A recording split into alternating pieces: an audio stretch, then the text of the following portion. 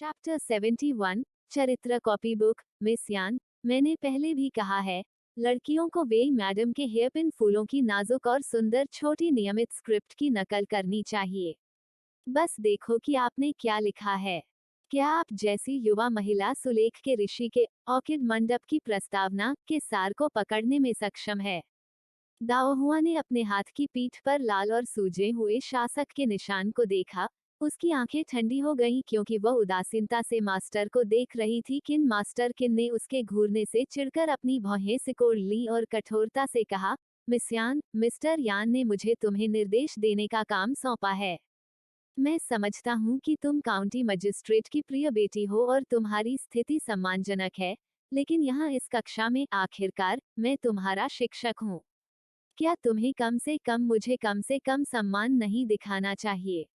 दाओ हुआ स्विश के साथ खड़ी हुई, उसकी आवाज ठंडी थी। शिक्षक, क्या आपको लगता है कि आप उस उपाधि के लायक हैं? आप? मास्टर किन इतने गुस्से में थे कि वह दबाने के लिए कुछ कहने ही वाले थे। दाओहुआ ने जब उसे वह पेपर उठाते हुए देखा जिसे वह अभी कॉपी कर रही थी और उसने कक्षा के बाहर मौजूद वांग मनमन को निर्देश दिया, मनमन, अंदर आओ और डेस्क को साफ करने में मेरी मदद करो। एक उपहास के साथ दाओहुआ ने मास्टर किन की ओर देखा। तुम्हें 1 इंच भी दिया गया है और फिर भी सोचते हो कि तुम डाई हाउस खोलने के लिए योग्य हो। बोलना समाप्त करने के बाद वह सीधे कक्षा से बाहर चली गई। वह अपने पीछे क्रोधित मास्टर किन और स्तब्ध यान यशुंग और अन्य को छोड़ गई। कक्षा छोड़ने के बाद दाहुआ मुख्य घर या सोंघे आंगन में वापस नहीं गया। इसके बजाय वो कॉपी किए गए कागज को सीधे सामने वाले यार्ड में ले गई, जिस कमरे में काउंटी मजिस्ट्रेट काम करते थे। शिक्षक जियो और शिक्षक लिन कुछ दिनों बाद शहर की यात्रा के बारे में यान झिगाओ के साथ चर्चा कर रहे थे। यान झिगाओ ने कहा, शिक्षक जियो, इस कार्य रिपोर्ट पर मेरे साथ क्यों नहीं? यह सुनकर शिक्षक जियो मुस्कुराए और सिर हिलाया। वास्तव में मैं भी शहर के कुछ पुराने दोस्तों से मिलना चाहता हूँ। उनके बगल में शिक्षक लिन भी शामिल होना चाहते थे, झिझक रहे थे। यहाँ तक अगर वो कुछ नहीं कर सकता, तो आधिकारिक हलकों में कुछ और लोगों को जानना अच्छा होगा। जैसे ही वह बोलने वाला था, उन्हें दरवाजे के बाहर से एक आवाज सुनाई दी। उन्होंने तुरंत जवाब दिया, क्या वह दाव हुआ है? अंदर आओ। दाव हुआ कॉपी किए गए कागज को पकड़कर मुस्कुराते हुए कमरे में चला गया और जल्दी से कहा, अगर पिताजी व्यस्त हैं, तो मैं बाद में वापस आ सकता हूँ। यान झिगाओ ने उपेक्षापूर्ण ढंग से इशारा किया, यह ठीक है, हमने अपनी चर्चा पूरी कर ली है। तुम्हें क्या चाहिए? दाओहुआ ने कॉपी किया हुआ कागज यान झिगाओ के सामने मेज पर रख दिया। यह preface to the Orchid Pavilion की मेरी प्रति है। मैं चाहता हूँ कि पिता इसे देख लें। यान झिगाओ ने अपनी बड़ी बेटी को उत्सुकता से देखा, लेकिन जल्द ही उसने शब्दों पर गंभीरता से विचार करना शुरू कर दिया। देखने के बाद उसकी आंखें चमक उठी। क्या आपने यह लिखा? दाओहुआ ने मुस्कुराते हुए सिर हिलाया। अंकल सेन ने मुझे ऑर्किड पवेलियन की प्रस्तावना का पाठ दिया और मैं 2 साल से इसकी नकल कर रहा हूँ। उन्होंने कहा कि घसीट स्क्रिप्ट मुझ पर सूट करती है। यान झिगाओ ने सिर हिलाया। मम्मा, हालांकि इसमें ताकत की थोड़ी कमी है, लेकिन ब्रश की गति में एक निश्चित अनियंत्रित लालित्य है। हालांकि ब्रश के घुमाव पर्याप्त सूक्ष्म नहीं हैं, तुम्हें और अधिक अभ्यास करने की आवश्यकता है। शिक्षक जियो ने आगे बढ़ते हुए मुस्कुराते हुए कहा, मिस ने सेज ऑफ कैलीग्राफी की ऑर्किड पवेलियन की प्रस्तावना की नकल की है, आइए हम भी एक नज़र डालें। सर, मुझे लगता है कि मिस का लेखन वास्तव में ऋषि के प्रभाव को दर्शाता है। यह सुनकर शिक्षक लिन एक नज़र देखने के लिए आगे झुके और फिर बार बार दाओहुआ पर नजर डाली। यान परिवार की सबसे बड़ी लड़की, हालांकि केवल 9 साल की थी, उसने वास्तव में पात्रों की नकल करने में उत्कृष्ट काम किया।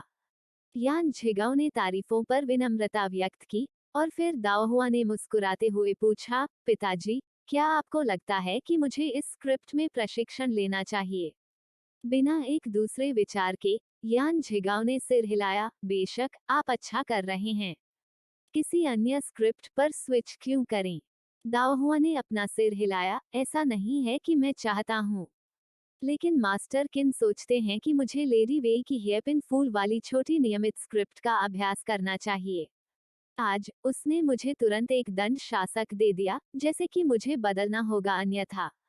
उसने अपना हाथ आगे बढ़ाते हुए समाप्त किया। लाल और सूजे हुए शासक के निशान तुरंत 3 लोगों की नजर में आ गए।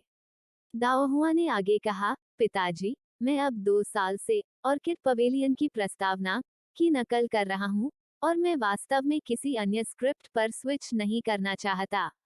लेडी वेई की हेयरपिन फूल वाली छोटी सी नियमित स्क्रिप्ट वास्तव में उत्कृष्ट है, लेकिन यह मुझ पर अच्छी तरह से फिट नहीं बैठती है। पिताजी, क्या आप शायद मेरी ओर से मास्टर किन से बात कर सकते हैं? अपनी बेटी के हाथ पर शासक के निशान देखकर यान झिगाओ की अभिव्यक्ति गहरी हो गई। उन्होंने मास्टर किन को अपनी सबसे बड़ी बेटी को अच्छी शिक्षा देने का काम सौंपा था, न कि उसे मनमाने ढंग से दंडित करने का।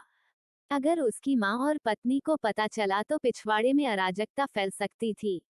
मैं मामला समझता हूँ। जिस स्क्रिप्ट पर आप काम कर रहे हैं उसका अभ्यास जारी रखें, मैं मास्टर किन को संभाल लूंगा, उसने दृढ़ता से कहा। दाओहुआ ने मुस्कुराते हुए सिर हिलाया, धन्यवाद पिताजी, मैं तुम्हें अब और परेशान नहीं करूंगा।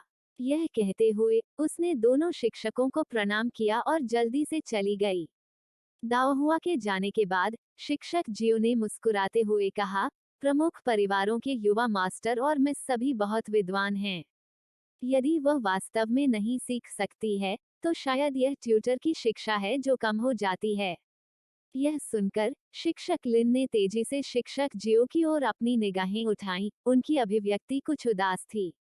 शिक्षक जियो बिना किसी कारण के दूसरों के व्यवसाय में हस्तक्षेप करने वालों में से नहीं थे, तो वह मिस यान का पक्ष क्यों लेना शुरू कर रहे थे। लेकिन शिक्षक जियो की टिप्पणी सुनने के बाद यान झिगाओ सोच में पड़ गए। उस दिन यान झिगाओ ने शुंगक्सन कोर्टयार्ड में मास्टर किन से मुलाकात की। मास्टर किन ने तर्क दिया, दाओहुआ के विद्रोही और बेलगाम स्वभाव का मतलब था कि अगर वह घसीट लेखन का अभ्यास जारी रखती है, तो वह तेजी से अहंकारी और अनियंत्रित हो जाएगी। उनके शब्दों ने यान झिगाओ को एक मुश्किल स्थिति में डाल दिया। आंटी लिन ने उनका समर्थन करते हुए कहा कि मास्टर किन ने जो कुछ भी किया वह दाओहुआ की भलाई के लिए था। अंत में यान झिगाओ ने गहरी आवाज में कहा, दाओहुआ को वही सिखाओ जो उसे सिखाया जाना चाहिए, लेकिन तुरंत शारीरिक दंड देने से बचें। आइए आज के मुद्दे को एक तरफ रख दें। भविष्य में कृपया अधिक धैर्य रखें, मास्टर किन। मास्टर किन ने सहमति में सिर हिलाया। आंटी लिन ने मास्टर किन को आश्वस्त करते हुए देखा और फिर उसे जाने का संकेत दिया। उस शाम आंटी लिन ने अनुनय विनय करके अंततः यान झिगाओ के गुस्से को शांत किया। जब मास्टर किन और आंटी लिन ने सोचा कि मामला सुलझ गया है, तो उन्हें आश्चर्य हुआ। अगले दिन मैडम ली ने सीधे मास्टर किन को संदेश भेजा और कहा कि दाओहुआ अब उनकी कक्षाओं में शामिल नहीं होगा। इस पर मास्टर किन, जिन्होंने पहले इसके बारे में ज्यादा नहीं सोचा था, घबरा गई। चैप्टर 72 शांगफू शहर। अंत में घरेलू मामलों का प्रबंधन घर की महिला द्वारा किया जाता था। एक बार जब मैडम ली गंभीर हो गईं, तो कॉन्सुबिन लिन का तो जिक्र ही नहीं, यहाँ तक परिवार के मुखिया यान झिगाओ को भी दूरी बनाए रखनी पड़ी। ट्यूटर किन ने दाओहुआ को एक शासक के साथ दंडित करने का साहस किया था, जो निस्संदेह मैडम ली की नसों को छू रहा था। ट्यूटर किन ने हड़बड़ाहट में कॉन्सुबाइन लिन की तलाश की, जिसने मुस्कुराते हुए उसे आश्वासन दिया कि यान परिवार उसे बर्खास्त नहीं करेगा। उसी रात कॉन्सुबिन लिन ने मुस्कुराते हुए यान झिगाओ से कहा, माय लॉर्ड, क्या आप जानते थे कि मैडम एक नई महिला ट्यूटर को नियुक्त करने की योजना बना रही हैं? वह वास्तव में अपनी सबसे बड़ी बेटी को महत्व देता था, और उसे अपने पास न पाल पाने के अपराधबोध ने उसे यह महसूस कराया कि उसका स्वभाव आंशिक रूप से उसका बनाया हुआ था। इसलिए वो उसकी भविष्य की शिक्षा को लेकर अत्यधिक चिंतित थे। उपपत्नी लिन ने एक पल के लिए झिझकते हुए कहा, लेकिन ट्यूटर किन ने कुछ भी गलत नहीं किया है। हालांकि उसने सबसे बड़ी युवा मालकिन को एक शासक के साथ दंडित किया था, यह गहरे प्यार और सख्त अनुशासन से बाहर था। मेरे भगवान, आप ट्यूटर किन की पृष्ठभूमि के बारे में जानते हैं? एक दयनीय व्यक्ति। ट्यूटर्स, क्या होगा अगर उन्हें अनुकूलन करना मुश्किल लगता है? यान झिगाओ एक पल के लिए चुप हो गया, इस पर आगे चर्चा करने को तैयार नहीं था और लापरवाही से उत्तर दिया, चलो इस बारे में बाद में बात करते हैं। ट्यूटर को बदलना कोई ऐसा काम नहीं है जो 1 या 2 दिन में किया जा सकता है। उपपत्नी लिन की अभिव्यक्ति थोड़ी कठोर हो गई और यान झिगाओ के कपड़े धोने में भाग लेने के बाद वह तुरंत अपनी बेटी के कक्ष में चली गई। यान येशुंग अगले दिन पहनने के लिए कपड़े चुन रही थी जब उसने उपपत्नी लिन को देखा और आश्चर्य से पूछा, माँ, तुम यहाँ क्यों हो? उपपत्नी लिन ने पूछा, क्या तुमने वह कहा जो तुम्हारी माँ ने तुम्हें झू शियुयुन और अन्य को बताने के लिए कहा था? यान येशुंग ने सिर हिलाया, मैंने किया था, लेकिन माँ, भले ही मैडम वास्तव में ट्यूटर किन की जगह ले लें, झू शियुयुन और अन्य लोग उसे रोक नहीं सकते। उपपत्नी लिन ने हंसते हुए कहा, मूर्ख लड़की, बेशक तुम युवा महिलाएं उसे नहीं रोक सकती, लेकिन उनके पीछे के वयस्क उसे रोक सकते हैं। पहले, तुम्हारी बड़ी बहन के कारण झू शियुयुन का पैर घायल हो गया था और जाहिर तौर पर वह नए साल के लिए कहीं नहीं गई थी। मैडम झू इस बारे में बहुत परेशान थी। अब जब आपकी बड़ी बहन ट्यूटर किन को भगाना चाहती है, तो मैडम झू असहमत होने वाली पहली महिला होंगी। यान येशुंग असहज दिखे, माँ, क्या आप इसे दोबारा नहीं उठा सकती? झू शियुयुन की चोट का वास्तव में उसकी बड़ी बहन से कोई लेना देना नहीं था, उसने उस दिन झूठ बोला था। अपनी बेटी की व्यथित अभिव्यक्ति देखकर उपपत्नी लिन ने आह भरी, यह माँ की गलती है। यान येशुंग ने अपना सिर घुमा लिया, माँ, कृपया अब और मत कहो। उपपत्नी लिन ने तुरंत सहमति में सिर हिलाया, ठीक है, मैं इसका दोबारा उल्लेख नहीं करूंगी। जल्दी आराम कर लो। अगले दिन यान झिगाओ का काउंटी गवर्नर कार्यालय में ट्यूटर झू से सामना हुआ और किसी को नहीं पता था कि उन्होंने क्या चर्चा की। उस शाम जब वह आंतरिक दरबार में लौटा तो उसने मैडम ली से कहा, आइए दाओहुआ के लिए एक नया शिक्षक खोजें। जहां तक किन की बात है, वह येशुंग और अन्य को निर्देश देना जारी रख सकती हैं। यान झिगाओ की उपस्थिति में मैडम ली मुस्कुराई और सहमत हुई। एक बार जब वह मुड़ी तो उसने उस दिन यान झिगाओ की गतिविधियों के बारे में पूछताछ करने के लिए किसी को भेजा। यह जानकर कि ट्यूटर झू ने यान झिगाओ की तलाश की थी, मैडम ली ने तुरंत उपहास उड़ाया। पिंग जियो ने तिरस्कार पूर्वक कहा, मैडम झू एक विद्वान परिवार से होने पर गर्व करती हैं, फिर भी वह एक उपपत्नी के साथ हस्तक्षेप करती हैं। यह वास्तव में हास्यास्पद है।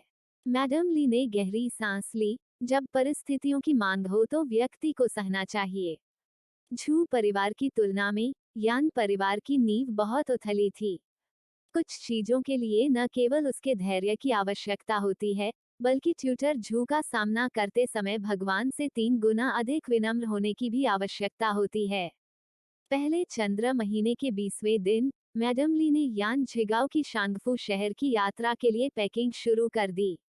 दाओहुआ पास में बैठकर देख रही थी कि प्रत्येक बंडल गाड़ी पर लादा जा रहा है, उसकी आंखें लालसा से भर गईं। अपनी बेटी की निगाहें प्रस्थान करती गाड़ी पर टिकी देखकर मैडम ली मुस्कुराई, क्या आपने गमले में पौधे तैयार कर लिए हैं जो आप अपने चाचाओं को भेज रहे हैं? दाओहुआ, मैंने उन्हें बहुत पहले तैयार किया है। मैडम ली, वसंत करीब आ रहा है, जब सब कुछ फिर से जीवंत हो जाता है और यह पॉटेड दृश्यों का आनंद लेने का सबसे अच्छा मौसम है। आपके चाचा निश्चित रूप से आपके उपहार पाकर प्रसन्न होंगे। दाओहुआ ने एक पल के लिए सोचा लेकिन पूछने से खुद को नहीं रोक सका, माँ, क्या मैं शांगफू शहर चल सकता हूँ?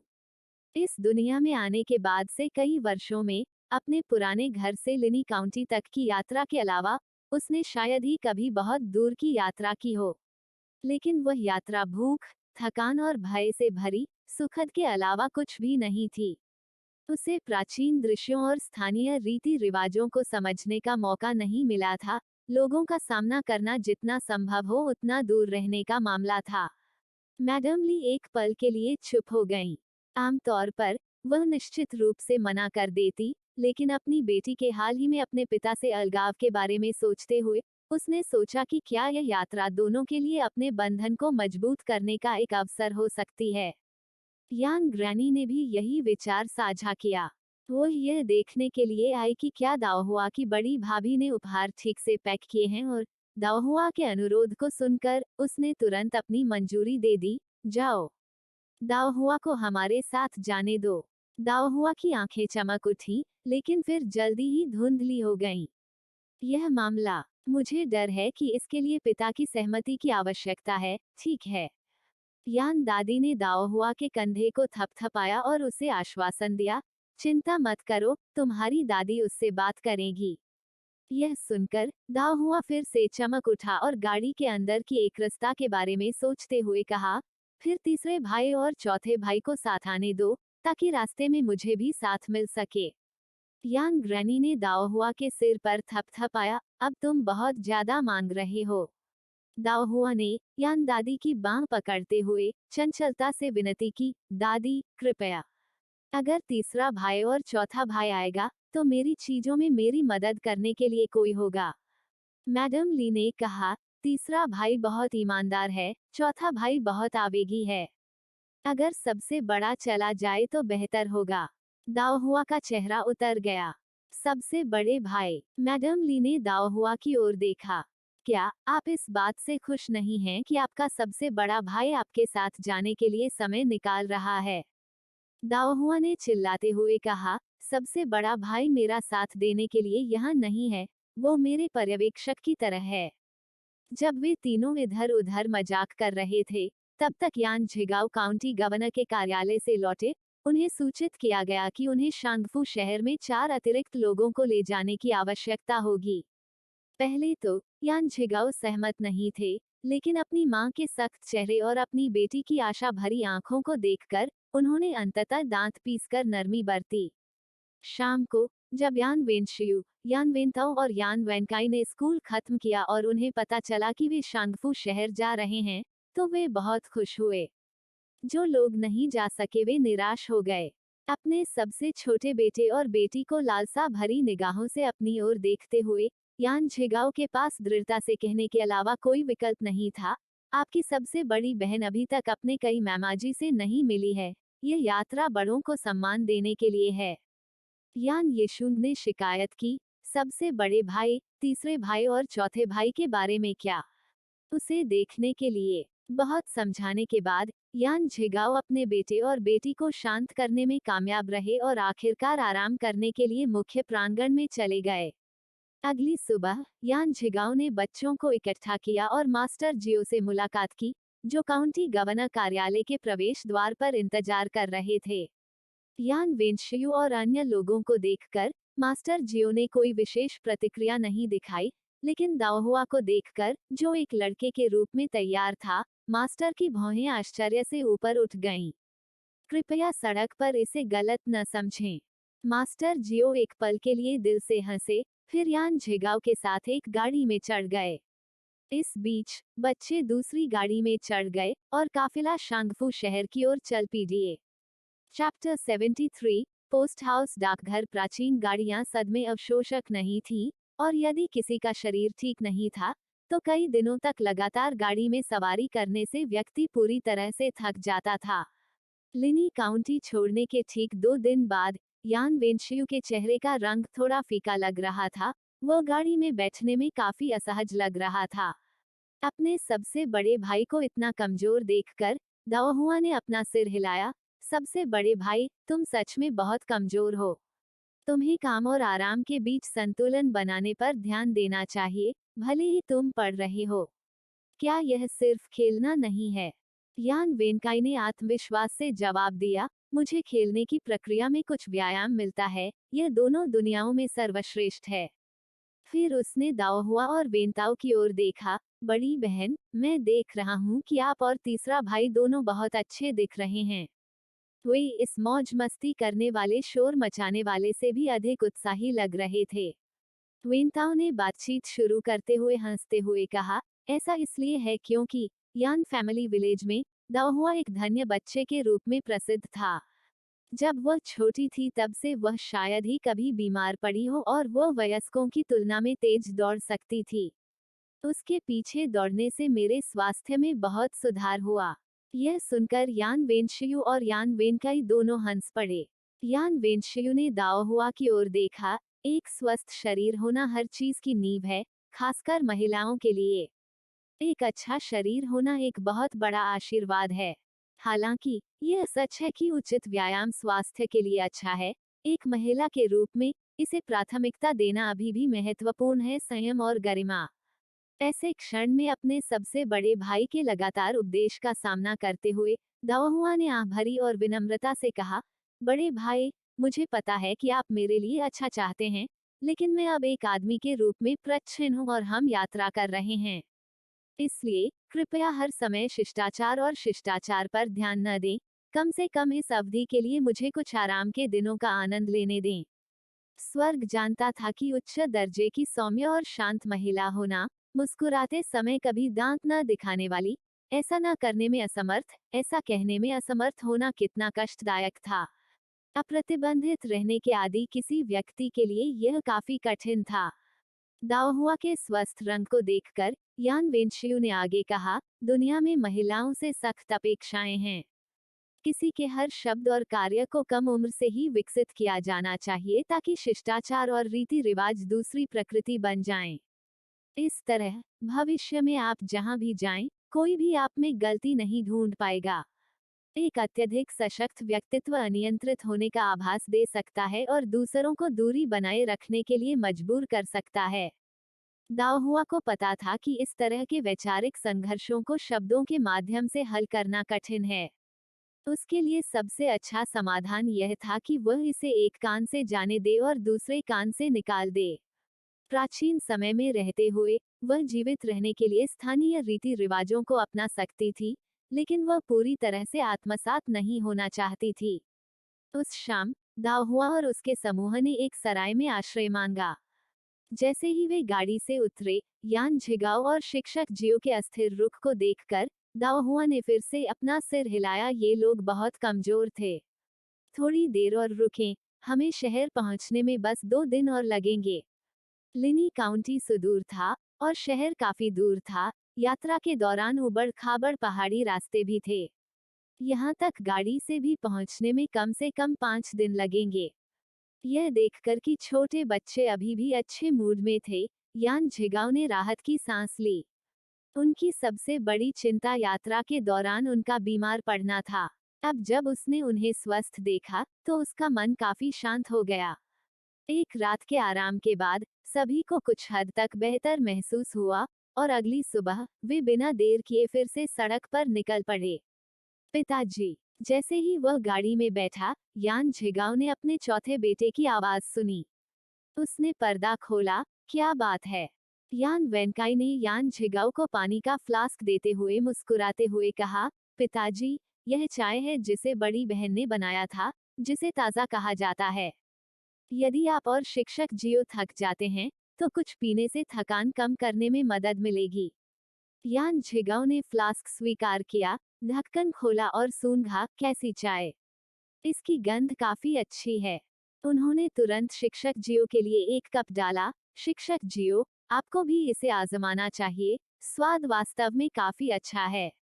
शिक्षक जियो ने एक घूंट लिया और उनकी आंखें चमक उठी, मुंह में खुशबू रह गई। क्या बढ़िया चाय है।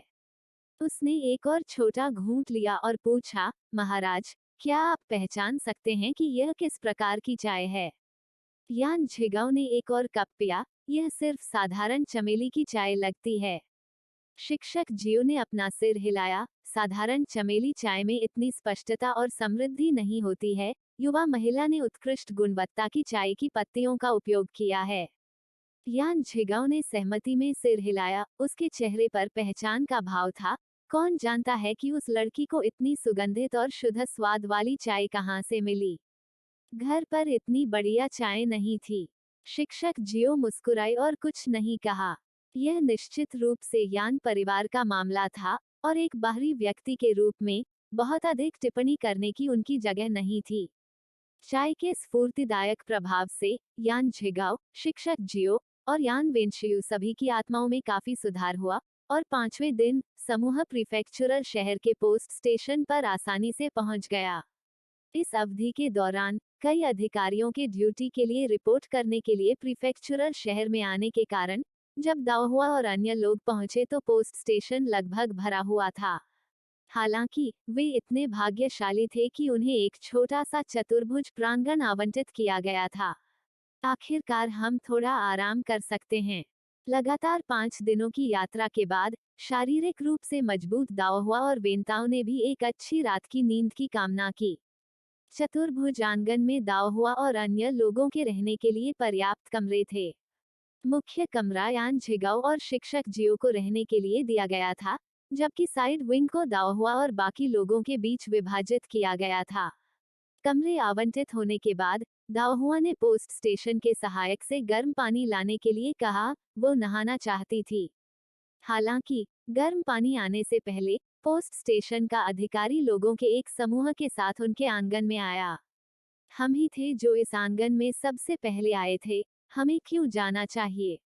यान वेनकाई की असंतुष्ट आवाज सुनाई दी। पोस्ट स्टेशन के अधिकारी ने यान झिगाओ को शर्मिंदा मुस्कान देते हुए कहा, कृपया हमें माफ कर दें, लॉर्ड काउंटी मजिस्ट्रेट, यह हमारी गलती थी जिसके कारण आंगन में गड़बड़ी हुई। यह प्रांगण मूल रूप से फेंझोउ के लॉर्ड प्रीफेक्चर गवर्नर के लिए तैयार किया गया था। अब जब लॉर्ड प्रीफेक्चर गवर्नर आ गए हैं, तो उनका स्वर अभी भी विनम्र था, लेकिन उनके रवैये ने बातचीत के लिए कोई जगह नहीं छोड़ी। लिनी काउंटी में एक काउंटी मजिस्ट्रेट सर्वोच्च रैंकिंग वाला अधिकारी था, लेकिन प्रीफेक्चुरल शहर में आने पर वह सबसे निचले स्तर का अधिकारी बन गया। दाओहुआ प्रवेश द्वार पर खड़ा था। उसने देखा कि उसके दत्तक पिता ने एक प्रयास और कुछ हद तक शक्तिहीन लहर के साथ अपने क्रोध को नियंत्रित किया और उन्हें सामान पैक करने और आंगन बदलने का संकेत दिया। अफसोस, दाओहुआ ने एक आह सुनी और पीछे मुड़कर देखा तो यह शिक्षक जियो की आह थी। शिक्षक जियाओ ने दाओहुआ को अपनी ओर देखते हुए देखा, एक कड़वी मुस्कान दी, घूम गए और सामान पैक करने के लिए अपने कमरे में वापस चले गए। यह आधिकारिक तौर पर कठोर वास्तविकता है, जहां कोई उच्च अधिकारियों को चाटता है और निचले लोगों को रौंदता है। आंगन को पहले से तैयार करने के बारे में सभी बातें बकवास थीं। पोस्ट स्टेशन के अधिकारी को केवल यह महसूस हुआ कि लॉर्ड यान, अपनी निचली स्थिति और समर्थन की कमी के कारण, एक आसान लक्ष्य था, इसलिए उन्हें आंगन बदलने के लिए मजबूर करने का जबरदस्त कदम उठाया गया। जल्द ही दाओहुआ और उसके समूह ने अपना सामान पैक कर लिया था। जैसे ही वे आंगन से बाहर निकल रहे थे, उन्होंने लॉर्ड प्रीफेक्चर गवर्नर को देखा जो अंदर जा रहे थे। यह देखकर कि लॉर्ड प्रीफेक्चर गवर्नर अहंकार के साथ अपने दत्तक पिता के सामने खड़ा था और उसके अन्यायी दत्तक पिता को अभी भी उस आदमी के सामने चापलूसी करनी पड़ रही थी, दाओहुआ का दिल मिश्रित भावनाओं से भर गया। उसके दत्तक पिता के प्रति कोई भी पिछला असंतोष उस पल में हवा में उड़ गया। आखिरकार उसके दत्तक पिता हमेशा अपने कम मजबूत कंधों के साथ यान परिवार के लिए स्थिर स्वर्ग और पृथ्वी का एक टुकड़ा संभाले हुए थे। चैप्टर 74, बम्पकिन और बदकिस्मत आदमी का पुनर्मिलन। अपने सामने उजाड़ और पुराने छोटे आंगन को देखते हुए यान झिगाओ अब अपने चेहरे पर मजबूर मुस्कान को बरकरार नहीं रख सका। रास्ता दिखाने वाला नौकर भी कुछ शर्मिंदा लग रहा था। उसने धीरे से हंसते हुए कहा, ठीक है लॉर्ड काउंटी मजिस्ट्रेट, कृपया आराम करें, मैं छुट्टी ले लूंगा। इसके साथ वो जल्दी से भाग गया। यह बहुत अधिक बदमाशी है। यान वेंशियू, जो अभी भी किशोरावस्था में है, यान झिगाओ और शिक्षक जियो के समान अपने क्रोध को दबा नहीं सका। अपमान के बजाय मौत को प्राथमिकता देने के साहित्यिक गौरव का तो जिक्र ही नहीं किया, जिसने उसे इस समय गुस्से से कांप दिया। दाओहुआ ने उसका चेहरा लाल देखकर उसे डर हुआ कि कहीं वह गुस्से से बीमार न हो जाए और उसे सांत्वना देने के लिए तेजी से आगे बढ़ी। बड़े भाई, हमें इन चापलूसों से परेशान नहीं होना चाहिए। एक बार जब आप शाही परीक्षाओं में उत्तीर्ण हो जाएंगे, तो कोई भी दोबारा हमारे साथ इस तरह का व्यवहार करने की हिम्मत नहीं करेगा। यान झिगाओ आगे बढ़े और अपने सबसे बड़े बेटे को कंधे पर थपथपाया, आह भरते हुए कहा, आपकी बहन सही है। केवल उपलब्धियों वाले लोगों का सम्मान किया जाता है। यहाँ एक पोस्ट हाउस प्रबंधक पर परेशान होने के बजाय यह सोचना बेहतर है कि कैसे अच्छी तरह से अध्ययन किया जाए। वो खुद पर पड़ रहे दबाव से चिंतित था और उसने तुरंत कहा, बड़े भाई, ज्यादा चिंतित मत हो। तुम अभी छोटे हो, अभी सिर्फ अपनी पढ़ाई पर ध्यान दो और बाकी सब पिताजी पर छोड़ दो। यह सुनकर यान झिगाओ ने दाओहुआ को घूर कर देखा। केवल अब वो उसे एक पिता के रूप में सोच रही थी। जब वो उससे पहले बात कर रही थी तो उसे यह याद क्यों नहीं आया। शिक्षक जियो ने मुस्कुराहट के साथ दाओहुआ को देखा और देखा कि उसके शब्दों को सुनने के बाद यान वेंशियू की अभिव्यक्ति थोड़ी शांत हो गई। उसकी आंखें कई बार चमकी। ऐसा लगता है कि मिस यान का उद्देश्य लापरवाही से आगे बढ़ना नहीं है। चलो अंदर सफाई करते हैं, हमें आज रात भी सोना है। आंगन बदलने के मामले में हर किसी का मूड अच्छा नहीं था और आंगन में प्रवेश करने के बाद उनके चेहरे और भी उदास हो गए। यह काफी खराब था कि यह जर्जर था, लेकिन यह इतना छोटा भी है, इसमें हमारे लिए पर्याप्त जगह नहीं है। यान वेनकाई असंतोष से बड़बड़ाने लगा। दाओहुआ ने उसे खींचकर आग में घी न डालने का संकेत दिया। क्या उसने ध्यान नहीं दिया कि उनके पालक पिता का चेहरा पहले से ही कितना तूफानी था। आंगन में केवल 5 कमरे थे, एक यान झिगाओ के लिए, एक शिक्षक जियो के लिए, एक दाओहुआ के लिए, 3 भाई यान वेंशियू एक में ठूंस कर रखे गए थे और आखिरी कमरा साथ आए कई लड़कों को दिया गया था। ओह प्रिय, ये रजाइयां पूरी तरह से फफूंदयुक्त हैं, हम आज रात कैसे सोएंगे। यान वेनकाई की असंतुष्ट आवाज फिर से गूंज उठी। यह सुनने के बाद दाओहुआ ने आसमान की ओर देखा और पाया कि रात होने में अभी कुछ घंटे बाकी थे। कुछ सोचने के बाद वह अपने भाइयों के साथ आंगन में एक लंबी रस्सी लगाने गई और प्रत्येक कमरे से सभी रजाइयां निकालकर उन्हें हवा देने लगी। हालांकि वहां ज्यादा धूप नहीं है, लेकिन बासी गंध को बाहर प्रसारित करना भी अच्छा है। अभी भी जनवरी थी, दिन में थोड़ी धूप थी, लेकिन महीने के 15वें दिन के बाद से अधिक बर्फबारी नहीं हुई थी। उस शाम दाहुआ सहित सभी युवाओं को करवटें बदलते हुए रात में अच्छी नींद नहीं आई। एक कारण फफूंद लगी और गीली रजाइयां थीं जो असुविधाजनक थीं, और दूसरा दिन के दौरान आंगन बदलने का प्रभाव था। दाहुआ बिस्तर पर लेटा हुआ चंदवा के शीर्ष पर एकटक घूर रहा था। इस प्राचीन युग में शक्ति बहुत महत्वपूर्ण थी। जिनके पास शक्ति नहीं है वे किसी भी गरिमा को बनाए रखने की उम्मीद भी नहीं कर सकते।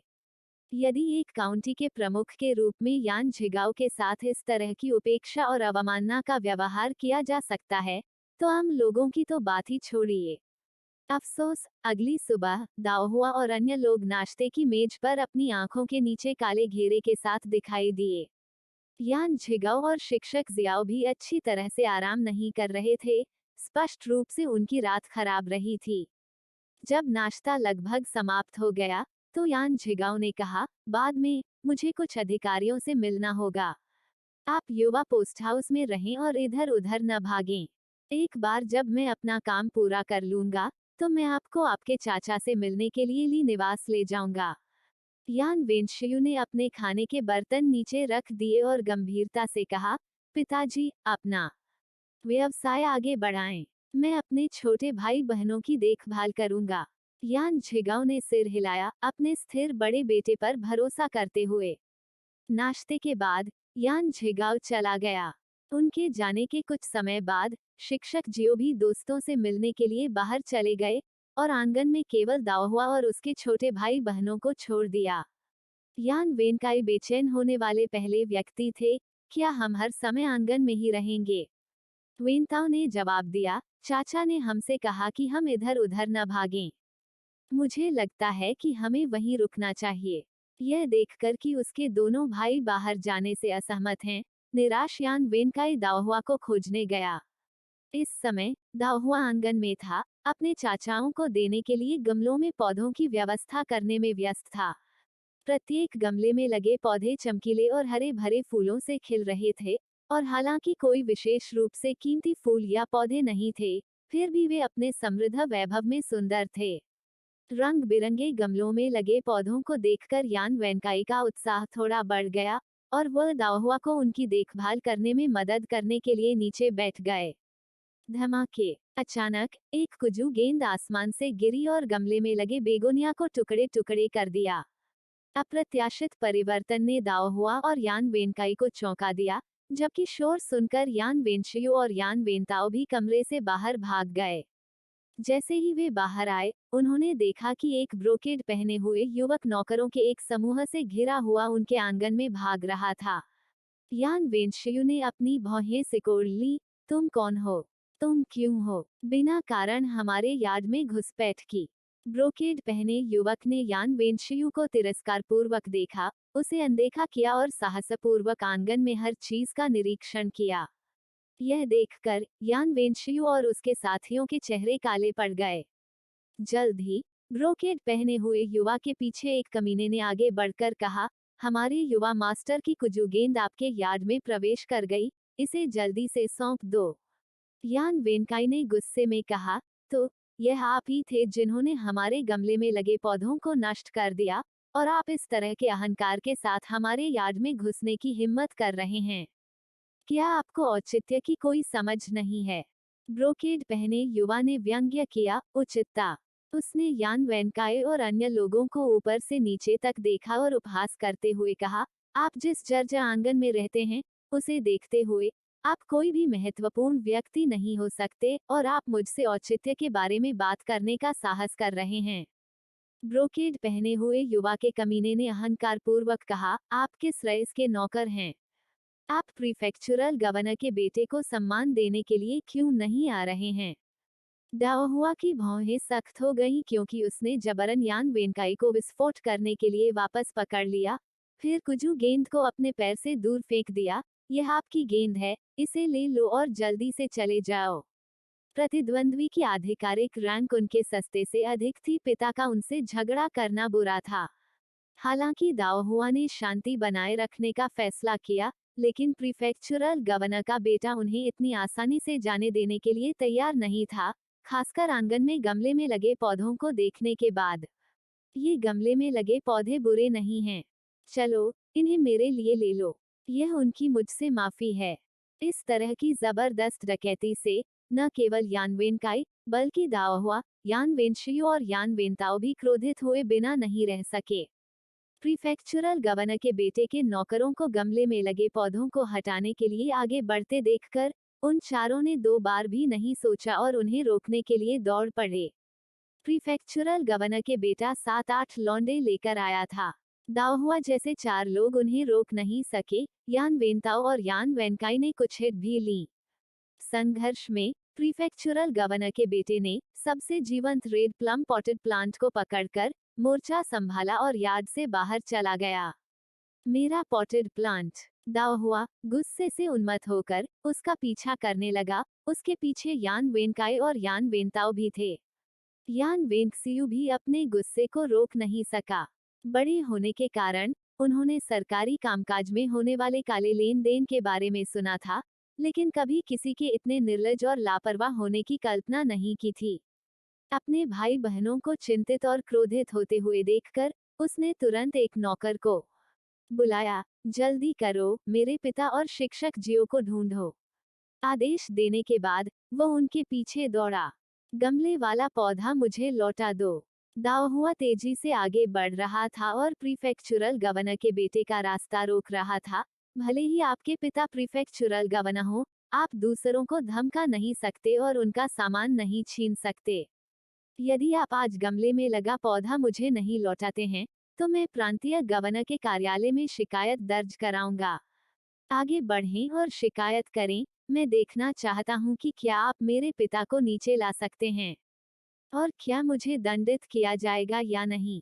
इसके साथ ही उन्होंने अपना हाथ लहराया और अपने नौकरों को रास्ता रोकने वाले दाओहुआ को हटाने का संकेत दिया। दाओहुआ निश्चित रूप से खुद को आसानी से दूर नहीं जाने देगी, और यान वेनकाई और यान वेंटाओ के आने के साथ वे तुरंत समूह के साथ हाथापाई पर उतर आए। इसी बीच कुछ ही दूरी पर बरामदे में लोगों का एक समूह आया, जिसका नेता युवा था, लेकिन उसका बड़प्पन ऐसा था कि जिसने भी उसे देखा उसे सहज ही झुकना पड़ा। वहाँ क्या हो रहा है जिससे इतना हंगामा हो रहा है? युवक का मूड बहुत अच्छा नहीं लग रहा था और शोर सुनकर उसकी भौहें तंग गईं। युवक के पीछे चल रहे एक ब्रोकेड पहने सज्जन ने तुरंत सम्मानपूर्वक आगे बढ़कर कहा, माय लॉर्ड, परेशान मत हो, मैं किसी को तुरंत उन्हें तितर बितर कर दूंगा। युवक उदासीन दिखाई दिया और आगे बढ़ता रहा। हालांकि जैसे ही वे बरामदे के कोने को मुड़ने वाले थे, उसने अचानक एक परिचित आवाज सुनी और तुरंत हंगामा की दिशा में देखने लगा। फिर उसके पीछे के लोगों की हैरान निगाहों के नीचे वह घटनास्थल की ओर तेजी से दौड़ा। रुकना। जैसे ही प्रीफेक्चुरल गवर्नर के बेटे को कहीं मिली एक छड़ी उस पर लगने वाली थी, दाओहुआ ने अपना सिर ढक लिया और अपनी आंखें बंद कर ली, लेकिन एक पल के बाद अपेक्षित दर्द नहीं हुआ। दाओहुआ ने धीरे से अपनी आंखें खोली और फिर देखा कि एक हाथ उस छड़ी को मजबूती से पकड़ रहा है जिसे प्रीफेक्चुरल गवर्नर के बेटे ने नीचे घुमाया था।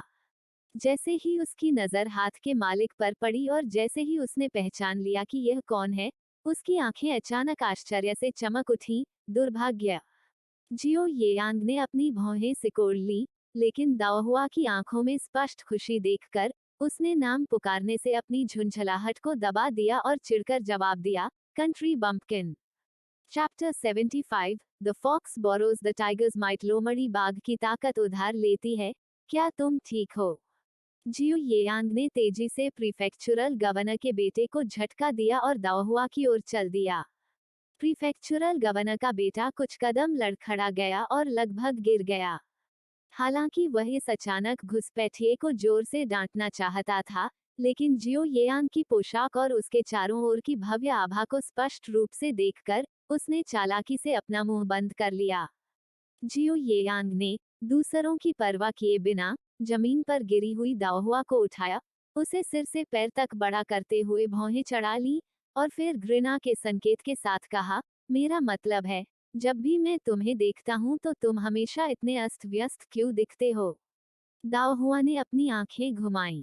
झुंझलाहट, क्या आपको लगता है कि मैं ऐसा बनना चाहता हूँ? क्या यह सिर्फ इसलिए नहीं है क्योंकि मैं बहुत उत्कृष्ट हूँ और मैं जहाँ भी जाता हूँ दूसरों को ईर्ष्यालु बनाता हूँ? हालांकि उसका लहजा थोड़ा तीखा था, लेकिन उसकी आंखें और भौहें उसकी खुशी को छिपा नहीं सकी। यह देखकर कि वह उससे आगे निकलने को तैयार नहीं थी, जैसा कि उसे याद था, जियो येयान की आंखों में एक मुस्कान चमक उठी। तुम्हारी भावना अभी भी मजबूत है, ऐसा लगता है कि तुम ठीक हो। बोलने के बाद, यह देखते हुए कि दाओहुआ के बालों का जूड़ा तिरछा था, वह उसे ठीक करने के लिए आगे बढ़ा। आप क्या कर रहे हैं? दाओहुआ ने अपना सिर झुकाकर चकमा दे दिया। जियो येयांग हैरान था, तुम्हारे बालों का जूड़ा टेढ़ा है। वह फिर से बाहर पहुंचा। तभी यान वेनशियू, जिसने अपनी बुद्धि वापस पा ली थी, तेजी से दाओहुआ के सामने आया और उसे जियो येयांग से अलग कर दिया।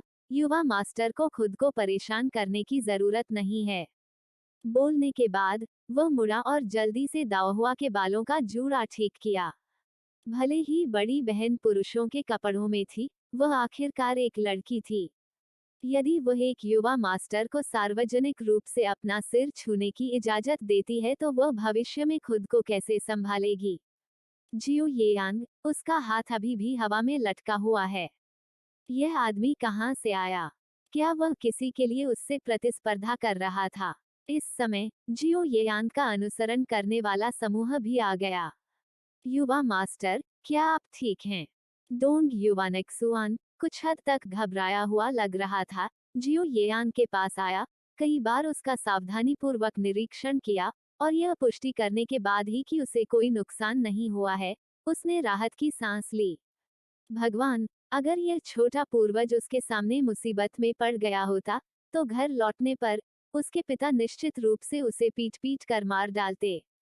जियो येयांग ने अपना सामान्य उदासीन रवैया फिर से शुरू किया और उदासीनता से कहा, संभवतः मुझे क्या हो सकता है? हालांकि यह हाथ वास्तव में काफी दर्द करता है। यदि दाओहुआ समय पर नहीं पहुंचा होता तो छड़ी के वार के विचार से जियो येयांग गुस्से से भर गया और उसने कांपते हुए प्रीफेक्चुरल गवर्नर के बेटे को नाराजगी से देखा। जिस क्षण प्रीफेक्चुरल गवर्नर के बेटे ने डोंग युवानेक्सुआन को देखा, उसे अपने दिल में पूरी तरह से बर्बाद महसूस हुआ। अन्य लोग डोंग युवानेक्सुआन को नहीं पहचान सकते, लेकिन वह जानता था कि वह कौन था। प्रांतीय गवर्नर का सबसे बड़ा बेटा, जो बहुत सम्मानित व्यक्ति था, अब एक नौकर की तरह उस युवक के पीछे चल रहा था जिसने उसकी छड़ी रोक दी थी। तो यह युवक कौन था? जियो येयांग, प्रीफेक्चुरल गवर्नर के बेटे को एक और नजर देने में दिलचस्पी नहीं रखते हुए डोंग युवानक्सुआन को उस आदमी को ले जाने का आदेश देने वाला था।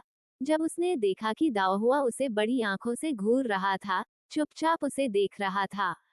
उसके हाव भाव से यह जानते हुए कि वो कुछ शरारत करने वाली है, उसने बात न करने का फैसला किया। एक बार जब यान वेंशियू ने अपने बालों का जूड़ा ठीक कर लिया, तो दाओहुआ ने लापरवाही से उसके झुर्रियों वाले कपड़े ठीक किए, फिर धीरे धीरे जियो येयान के पास चली गई। यह देखकर कि दाओहुआ के बाल बिखरे हुए थे और उसके कपड़े गंदे थे, डोंग युवानक्सुआन ने शुरू में हस्तक्षेप करना चाहा, लेकिन यह याद करते हुए कि जियो येयांग इस छोटे लड़के के बारे में कितना चिंतित था, उसने अपने शब्दों को वापस ले लिया। जियो येयांग ने दाओहुआ के बदलते भावों को देखा और महसूस किया कि उसकी जलन काफी कम हो गई है। यह छोटा बदमाश निश्चित रूप से कुछ योजना बना रहा था। अनभिज्ञता जताते हुए उसने पूछा, क्या हो रहा है? दाओहुआ जियो येयांग के करीब आया, आसपास के लोगों की ओर देखा, पंजों के बल खड़ी होगी, उसकी बांह पकड़ ली और उसके कान में फुसफुसाया, क्या आपकी स्थिति वास्तव में शक्तिशाली है? वह पहले उसे अच्छी तरह देखने के लिए बहुत खुश थी, अब उसे लोगों के इतने बड़े समूह से घिरे हुए और इतने भव्य कपड़े पहने हुए देखकर उसने तुरंत अनुमान लगाया कि उसकी स्थिति कम नहीं थी। जियो येयांग से पहले कभी इतने करीब से संपर्क नहीं किया गया था, और उसकी अभिव्यक्ति में थोड़ी असुविधा दिखाई दे रही थी, लेकिन उसे यह पसंद नहीं था, और उसने शांत दिखने की कोशिश करते हुए कहा, बुरा नहीं, मुझे लगता है। दाओहुआ की आंखें चमक उठी, तो फिर, क्या मैं आपके कोटटेल्स पर सवारी कर सकती हूँ? अहन डोंग युवानक्सुआन, जियो येयांग के पास खड़ा था, अचानक जोर से खांसने लगा। हालांकि दाओहुआ की आवाज धीमी थी, लेकिन वह उसके कहे हर शब्द को सुनने के लिए काफी करीब था। डोंग युवानक्सुआन ने अजीब भाव से दाओहुआ की ओर देखा। कितना साहसी छोटा साथी है। वह कुछ भी कहने का साहस कर रहा है। मुख्य बात यह है कि, भले ही आप ऐसा कहते हैं, क्या आप कम से कम इतने स्पष्ट नहीं हो सकते? दूसरी ओर, यान वेंशियू, जो लंबे समय से बाहरी पुरुषों के साथ दाओहुआ की अंतरंगता को अस्वीकार कर चुका था, ने उसे दूर खींचने का अवसर लिया और उसे अपनी आंखों से चेतावनी दी कि वह और अधिक परेशानी न करे। दाओहुआ को गर्व से सिर उठाते हुए देखकर उसने कहा, बेशक। चैप्टर 76, लोमड़ी ने बाघ की ताकत उधार ली। दो यह सुनकर दाओहुआ अपने बड़े भाई की चेतावनी पर ध्यान नहीं दे सकी और एक बार फिर जियो येयान के पास पहुंची और बढ़ते गुस्से के साथ प्रीफेक्चुरल गवर्नर के बेटे की ओर इशारा करते हुए कहा, उसने मेरे गमले में लगे पौधे को चुरा लिया, उसे तोड़ दिया और मेरे 3 भाइयों को भी मारा। जैसे ही वह बोली, वो यान वेंताओ को खींचने के लिए मुड़ी, क्या तुम्हें मेरा तीसरा भाई याद है?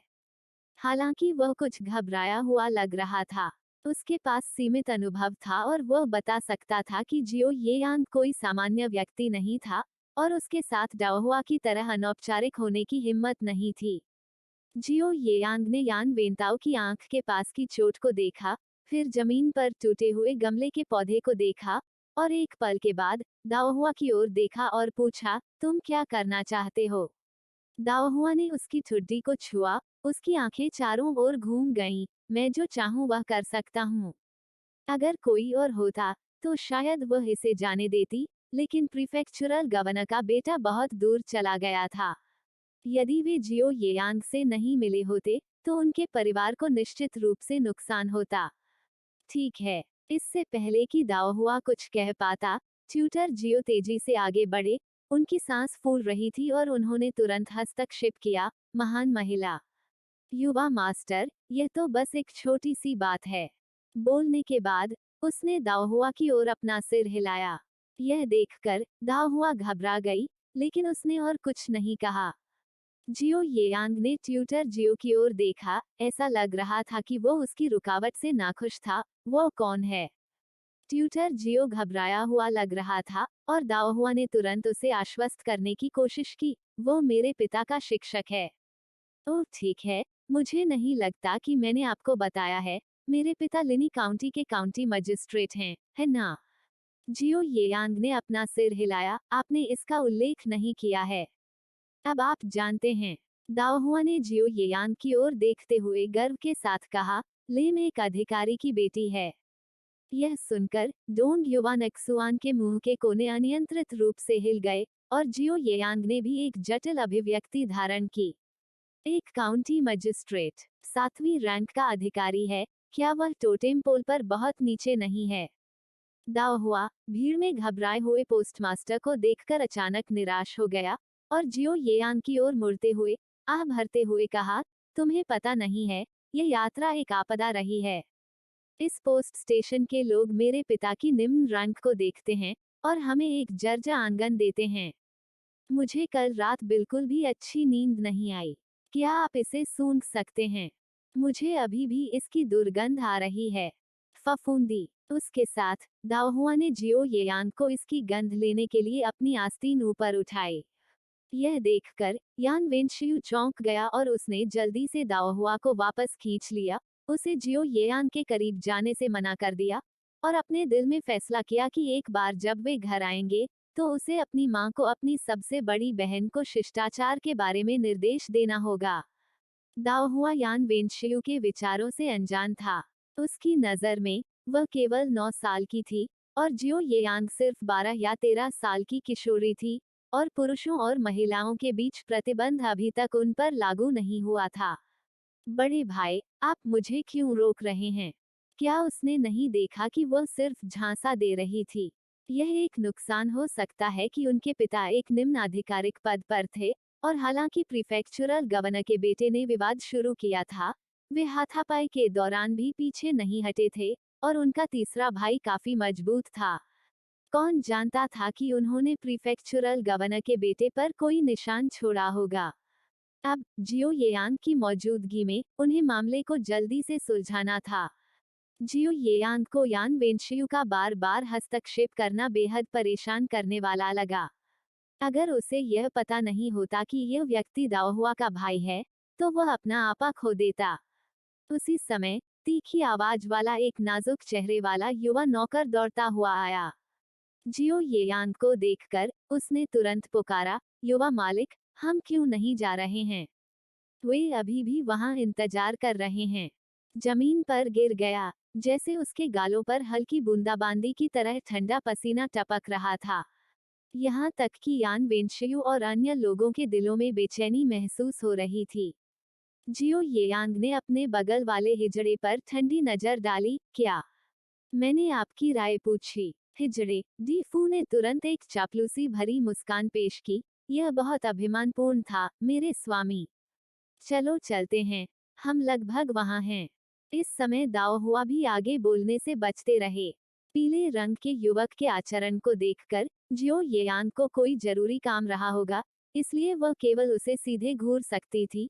उम्मीद कर रही थी कि वह जाने से पहले प्रीफेक्चुरल गवर्नर के बेटे के मामले को सुलझा लेगा। जियो येयांग की नज़र में उसकी अभिव्यक्ति दया से भरी थी। धमकाए जाने के उसके पिछले उल्लेख के बारे में सोचते हुए जियो येयांग ने भौहें चढ़ा ली, खुद को थपथपाया और अंत में अपनी कमर से एक जेड पेंडेंट निकाला, दाओहुआ के पास गया और उसे अपनी कमर पर बांध लिया। यह देखकर डी फू डर से कांप गया और तुरंत हस्तक्षेप किया, माय लॉर्ड, आप उस जेड पेंडेंट को नहीं दे सकते। यह कहते हुए वह दाओहुआ के सामने चला गया और जियो येयांग से विनती की, हे प्रभु, यदि आप इस युवा स्वामी को कुछ देना चाहते हैं, तो कुछ भी ठीक होगा, लेकिन उस जेड पेंडेंट को नहीं दिया जाना चाहिए। इस नौकर के पास चांदी है, क्या चांदी पर्याप्त नहीं होगी?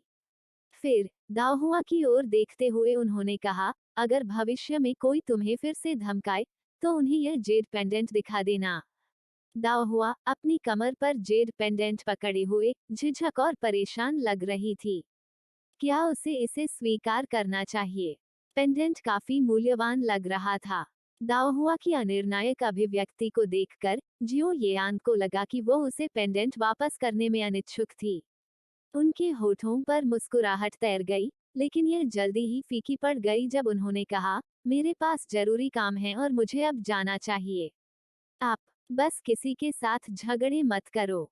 आप लंबे नहीं हैं और आप निश्चित रूप से लड़ने में नुकसान में रहेंगे। यदि कोई व्यक्ति जो आपके बारे में बेहतर नहीं जानता है, तो आपको धमकाने वाला है, बस उसे मेरे द्वारा दिए गए जेड पेंडेंट से मारें। दाओहुआ ने अपना सिर हिलाते हुए कहा, यह पेंडेंट बहुत महंगा लगता है, अगर यह टूट गया तो क्या होगा? डी फू ने उत्सुकता से अपनी सहमति में सिर हिलाया। वास्तव में, जेड पेंडेंट को तोड़ा नहीं जाना चाहिए, कभी भी तोड़ा नहीं जाना चाहिए। यह देखकर कि दाओहुआ अभी भी इस बात से जूझ रहा था कि उसे पेंडेंट लौटाया जाए या नहीं, जियो येयांग हंसे बिना नहीं रह सका। उसने उसके सिर पर थपथपाया और आह भरते हुए कहा, मैं वास्तव में चाहता हूँ कि मैं तुम्हें अपने साथ घर ले जा सकूं। दाओहुआ भयभीत हो गया और कई कदम पीछे हट गया। मैं नहीं चाहता। वो अच्छी तरह से जानती थी कि यह व्यक्ति उसे नौकर बनाने के लिए अपने घर ले जाना चाहता था। कृपया, वो एक आधिकारिक परिवार की बेटी थी, केवल अगर उसका दिमाग व्यस्त होता तो क्या वह किसी और की नौकरानी बनती? जियो येयांग ने दाओहुआ पर एक और नजर डाली, फिर यान वेंताओ की ओर मुड़ा। बूढ़ी महिला को मेरा नमस्कार। मैं अब जाकर उसे व्यक्तिगत रूप से नहीं देख सकता। यान वेंताओ ने तुरंत सिर हिलाया, मैं करूंगा। जियो येयांग ने और कुछ नहीं कहा और स्टेशन से बाहर जाने के लिए मुड़ गया। डोंग युवानक सुआन और अन्य लोग जल्दी से पीछे चले गए। जियो येयांग, झाओ एर्गो के बारे में क्या वह ठीक है? दाओहुआ उनके पीछे कुछ कदम दौड़ा। जियो येयांग ने अपना सिर भी नहीं घुमाया और अपना हाथ तिरस्कारपूर्वक लहराया, वह ठीक है। दाओहुआ, क्या हम एक दूसरे को फिर से देखेंगे?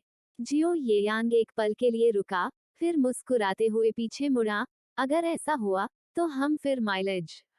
चैप्टर 77, आइडेंटिटी पहचान। पोस्ट हाउस के प्रवेश द्वार पर दाओहुआ ने देखा कि जियो येयांग परिचारकों से घिरा हुआ था और गाड़ी में चढ़ रहा था। जब तक गाड़ी और घोड़े नजरों से ओझल नहीं हो गए, तब तक वह मुड़ी, कुछ खोया हुआ महसूस कर रही थी। जेड पेंडेंट को पकड़कर और अपना सिर नीचे करके उस छोटे से आंगन की ओर चल पड़ी जहां वह रहती थी। यान वेंशयू और कुछ अन्य लोग उसे पकड़ने के लिए दौड़े। शिक्षक जियो ने अपने माथे से पसीना पोंछा और उसके पीछे चलने की जल्दी की। हेवन जानता है कि वह कितना चिंतित था जब उसे एक नौकर से खबर मिली कि यान परिवार के कुछ युवा सदस्यों का फेंझोउ के प्रीफेक्चुरल गवर्नर के बेटे के साथ झगड़ा हो गया है। जाहिर है, फेंझोउ के इस प्रीफेक्चुरल गवर्नर का प्रांतीय गवर्नर के साथ कुछ संबंध है, और यदि उन्होंने उसे नाराज किया है, तो यह मास्टर यान के लिए अपने करियर में आगे बढ़ने पर विचार करना लगभग असंभव होता। सौभाग्य से, ऐसा लगा कि चीजें उतनी बुरी नहीं थी जितनी उन्होंने कल्पना की थी। उस प्रतिष्ठित और महान बेटे के बारे में सोचकर, जिसे उसने अभी अभी देखा था, शिक्षक जियो चिंतित हो गया और दाओहुआ और अन्य लोगों से पूछने के लिए उत्सुक था कि वास्तव में क्या हुआ था। वह जल्दी में था, लेकिन उसके अच्छे दोस्त जो उसके साथ आए थे, ने उसे रोक लिया। वास्तव में क्या हुआ? क्या आपने यह नहीं कहा कि काउंटी मजिस्ट्रेट यान एक साधारण पृष्ठभूमि से आया था और नौकरशाही दुनिया में उसका कोई संबंध नहीं था? लेकिन मुझे ऐसा क्यों लगता है कि यान परिवार के पास बहुत शक्तिशाली समर्थक हैं। ली शूनियन ने बिना जाने दिए अपने दोस्त की बांह कसकर पकड़ ली। उनका अपना आधिकारिक पद ऊंचा नहीं था, वह गवर्नर कार्यालय में सिर्फ छठी रैंक के न्यायिक अधिकारी थे। हालांकि, जब से वह राजधानी में ड्यूटी पर थे, उन्होंने कई उच्च रैंकिंग अधिकारियों को देखा था और तुरंत जियो येयांग की असाधारणता को पहचान लिया था।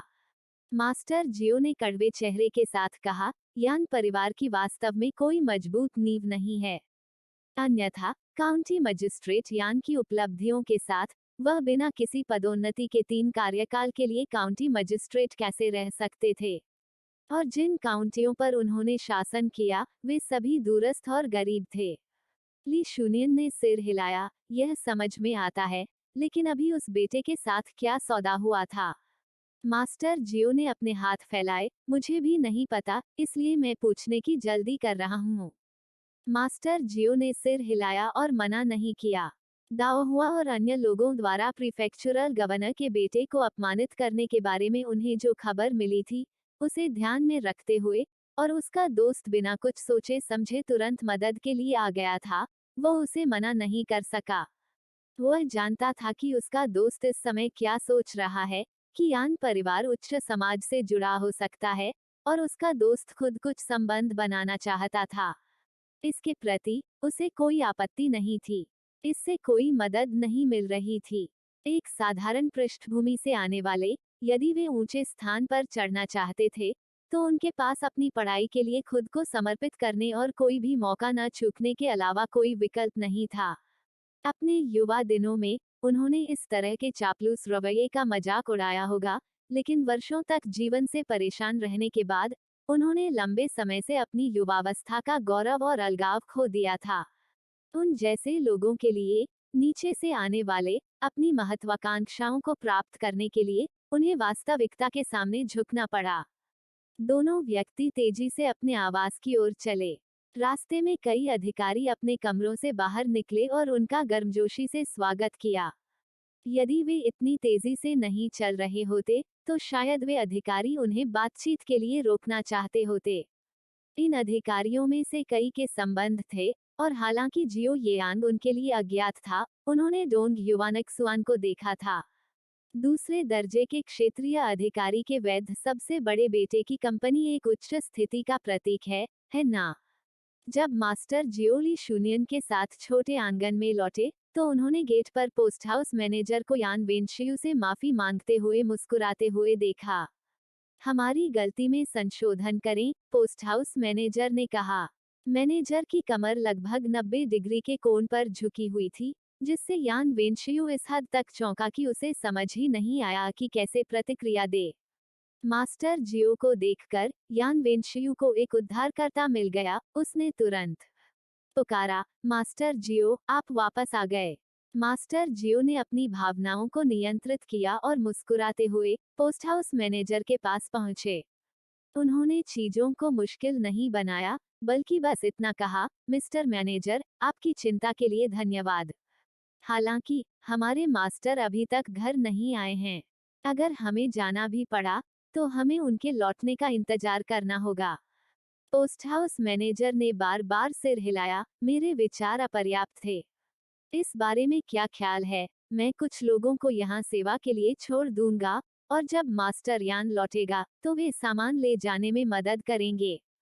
मास्टर जियो मुस्कुराए और अपना सिर हिलाया। मास्टर जियो को सहमत देखकर पोस्ट हाउस मैनेजर ने राहत की सांस ली, कुछ नौकरों को पीछे रहने का निर्देश दिया, और फिर हर 3 कदम पर सिर झुकाकर चला गया। पोस्टमास्टर के पहले और बाद के विपरीत चेहरों को देखकर यान वेंशियू भावना से भर गया। उसे इस तरह देखकर शिक्षक जियो ने कहने का अवसर लिया, लोग ऐसे ही होते हैं, उच्च की पूजा करते हैं और नीचे कदम रखते हैं। सबसे बड़े युवा मास्टर को अधिक बारीकी से निरीक्षण करना चाहिए और इसे अपने लिए अनुभव करना चाहिए। यह न केवल फायदेमंद है व्यक्तिगत आचरण के साथ साथ अध्ययन और सीखने के लिए भी। यान वेंशियू की अभिव्यक्ति गंभीर हो गई जब उन्होंने झुककर शिक्षक जियो को धन्यवाद दिया। आपके मार्गदर्शन के लिए धन्यवाद, शिक्षक जियो। किताबों से ज्ञान स्कूल में सीखा जा सकता है, लेकिन सामाजिक आचरण और पारस्परिक संबंधों के सिद्धांतों को वास्तविक जीवन की बातचीत के बाद ही सही मायने में समझा और सराहा जा सकता है। शिक्षक जियो ने ज्यादा कुछ नहीं कहा और अपने बगल में अपने दोस्त की ओर देखा जो मुश्किल से अपनी उत्सुकता छिपा सका, और पूछा, युवा महिलाएं कहाँ हैं? यान वेंशियू में घर। इसके तुरंत बाद वे तीनों आंगन में दाखिल हुए और जैसे ही वे मुख्य घर के पास पहुंचे, उन्होंने यान वेनकाई की आवाज को आश्चर्यचकित होकर सुना। बड़ी बहन, यह जेड पेंडेंट छूने पर गर्म लगता है, यह बहुत महंगा होगा। तभी दाओहुआ की आवाज आई। आपको क्या लगता है अगर हम इसे गिरवी की दुकान पर बेचें तो हमें इसका कितना दाम मिल सकता है? यह सुनकर शिक्षक जियो अब खुद को रोक नहीं सके और तेजी से कमरे में प्रवेश कर गए। जेड पेंडेंट एक दोस्त का उपहार था, आप इसे गिरवी की दुकान पर बेचने पर कैसे विचार कर सकते हैं? जियो येयांग बहुत कंजूस है। अगर उसे पता चला कि मैंने उसका जेड पेंडेंट बेच दिया है, तो अगली बार जब हम मिलेंगे तो वह निश्चित रूप से मुझसे बहस करेगा। जियो सज्जन का उपनाम जियो है। ली शनियन पूछने में मदद नहीं कर सके। उत्सुकतावश दाओहुआ ने उसकी ओर देखा, सिर हिलाया और फिर शिक्षक जियो की ओर देखा। हाँ, शिक्षक जियो की तरह उसका उपनाम जियो है। शिक्षक जियो और ली शूनियन ने एक त्वरित नजर डाली। जियो, यह राज्य का उपनाम है। अपने दिल में उत्साह को रोकने के लिए संघर्ष करते हुए ली शूनियन ने फिर से पूछा, क्या युवा मास्टर सज्जन की पहचान जानते हैं? दाओहुआ ने अपना सिर हिलाया। उसने नहीं कहा, लेकिन वह बीजिंग से आया था। शिक्षक जियो, फिर आप उसे कैसे जानते हैं? दाओहुआ ने गर्व से उसकी छाती थपथपाई। मैं उसका उपकारक हूँ, उसका जीवन रक्षक।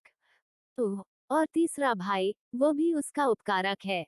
सभी को अपनी ओर देखते हुए देखकर वेंताओ ने मुस्कुराते हुए सिर हिलाया और कहा, और दादी भी। यह, हालांकि शिक्षक जियो और ली शनियन दोनों को संदेह था, वे ज्यादा कुछ नहीं कह सकते थे। हम निश्चित नहीं हैं, लेकिन ऐसा लगता है कि उसकी स्थिति काफी ऊंची होगी। दाओहुआ ने सिर हिलाया और अपनी कमर पर जेड पेंडेंट पर एक और नजर डाली। मुझे भी लगता है कि यह ऊंची है। उसने मुस्कुराते हुए कहा, क्या ऐसा हो सकता है कि वह एक राजकुमार है? लेकिन क्या किसी राजकुमार का तस्करों द्वारा अपहरण कर लिया जाएगा? शिक्षक जियो की पलकें हिल गईं। युवा मिसियान ने वास्तव में साहसपूर्वक अनुमान लगाने का साहस किया। हालांकि, भले ही वह सज्जन राजकुमार नहीं है, उसकी स्थिति एक राजकुमार से बहुत कम नहीं है। क्या उन्होंने जेड पेंडेंट पर पैटर्न नहीं देखा? काइलिन, यह ऐसी चीज है जिसे केवल शाही परिवार को पहनने की अनुमति है। Chapter 78, Z pendant. यान झिगाओ जल्दी से पोस्ट स्टेशन पहुंचे। उनका दिल चिंता से भर गया। सबसे पहले, उन्हें चिंता थी कि उनके बच्चों को धमकाया जा रहा है, और दूसरे, उन्हें डर था कि कोई उन्हें कमजोर करने का अवसर लेगा, जिससे उन्हें काउंटी मजिस्ट्रेट के रूप में अपना पद खोना पड़ेगा। वह अनुभवहीन नहीं था। उसने 9 वर्षों तक झेंझौ प्रांत में काउंटी मजिस्ट्रेट के रूप में कार्य किया था। हालांकि उसने बहुत अधिक संबंध नहीं बनाए थे, फिर भी उसे कुछ घटनाक्रमों की जानकारी मिल जाती थी। इन वर्षों में उनकी पदोन्नति में कमी का कारण ऊपर वाले का उन्हें दबाना था। वह नहीं जानता था कि वास्तव में स्टेशन पर क्या हुआ था, लेकिन उसे उस बेटे पर विश्वास था जिसे उसने बड़ा किया था। जब से उसका सबसे बड़ा बेटा विद्वान बन गया था, तब से जब भी समय होता, यान झिगाओ उसे आधिकारिक तौर पर कार्यालय की जटिलताओं के बारे में समझाता था। साथ ही यान परिवार की भविष्य की संभावनाओं का विश्लेषण भी करता था। इन वर्षों में उनका सबसे बड़ा बेटा उनकी उम्मीदों पर खरा उतरा था। उसने कम उम्र में ही परिपक्वता और संयम का प्रदर्शन किया था। उस घमंडी और अहंकारी युवक के विपरीत, जो आधिकारिक पद पर प्रवेश करते ही दूसरों को अपमानित करता था, जिससे आज तक उसके लिए अपनी प्रतिष्ठा वापस पाना मुश्किल हो गया है। अपने बड़े बेटे के रहते, अगर कुछ हो भी जाता, तो वह अपने छोटे भाई बहनों को संभाल पाता।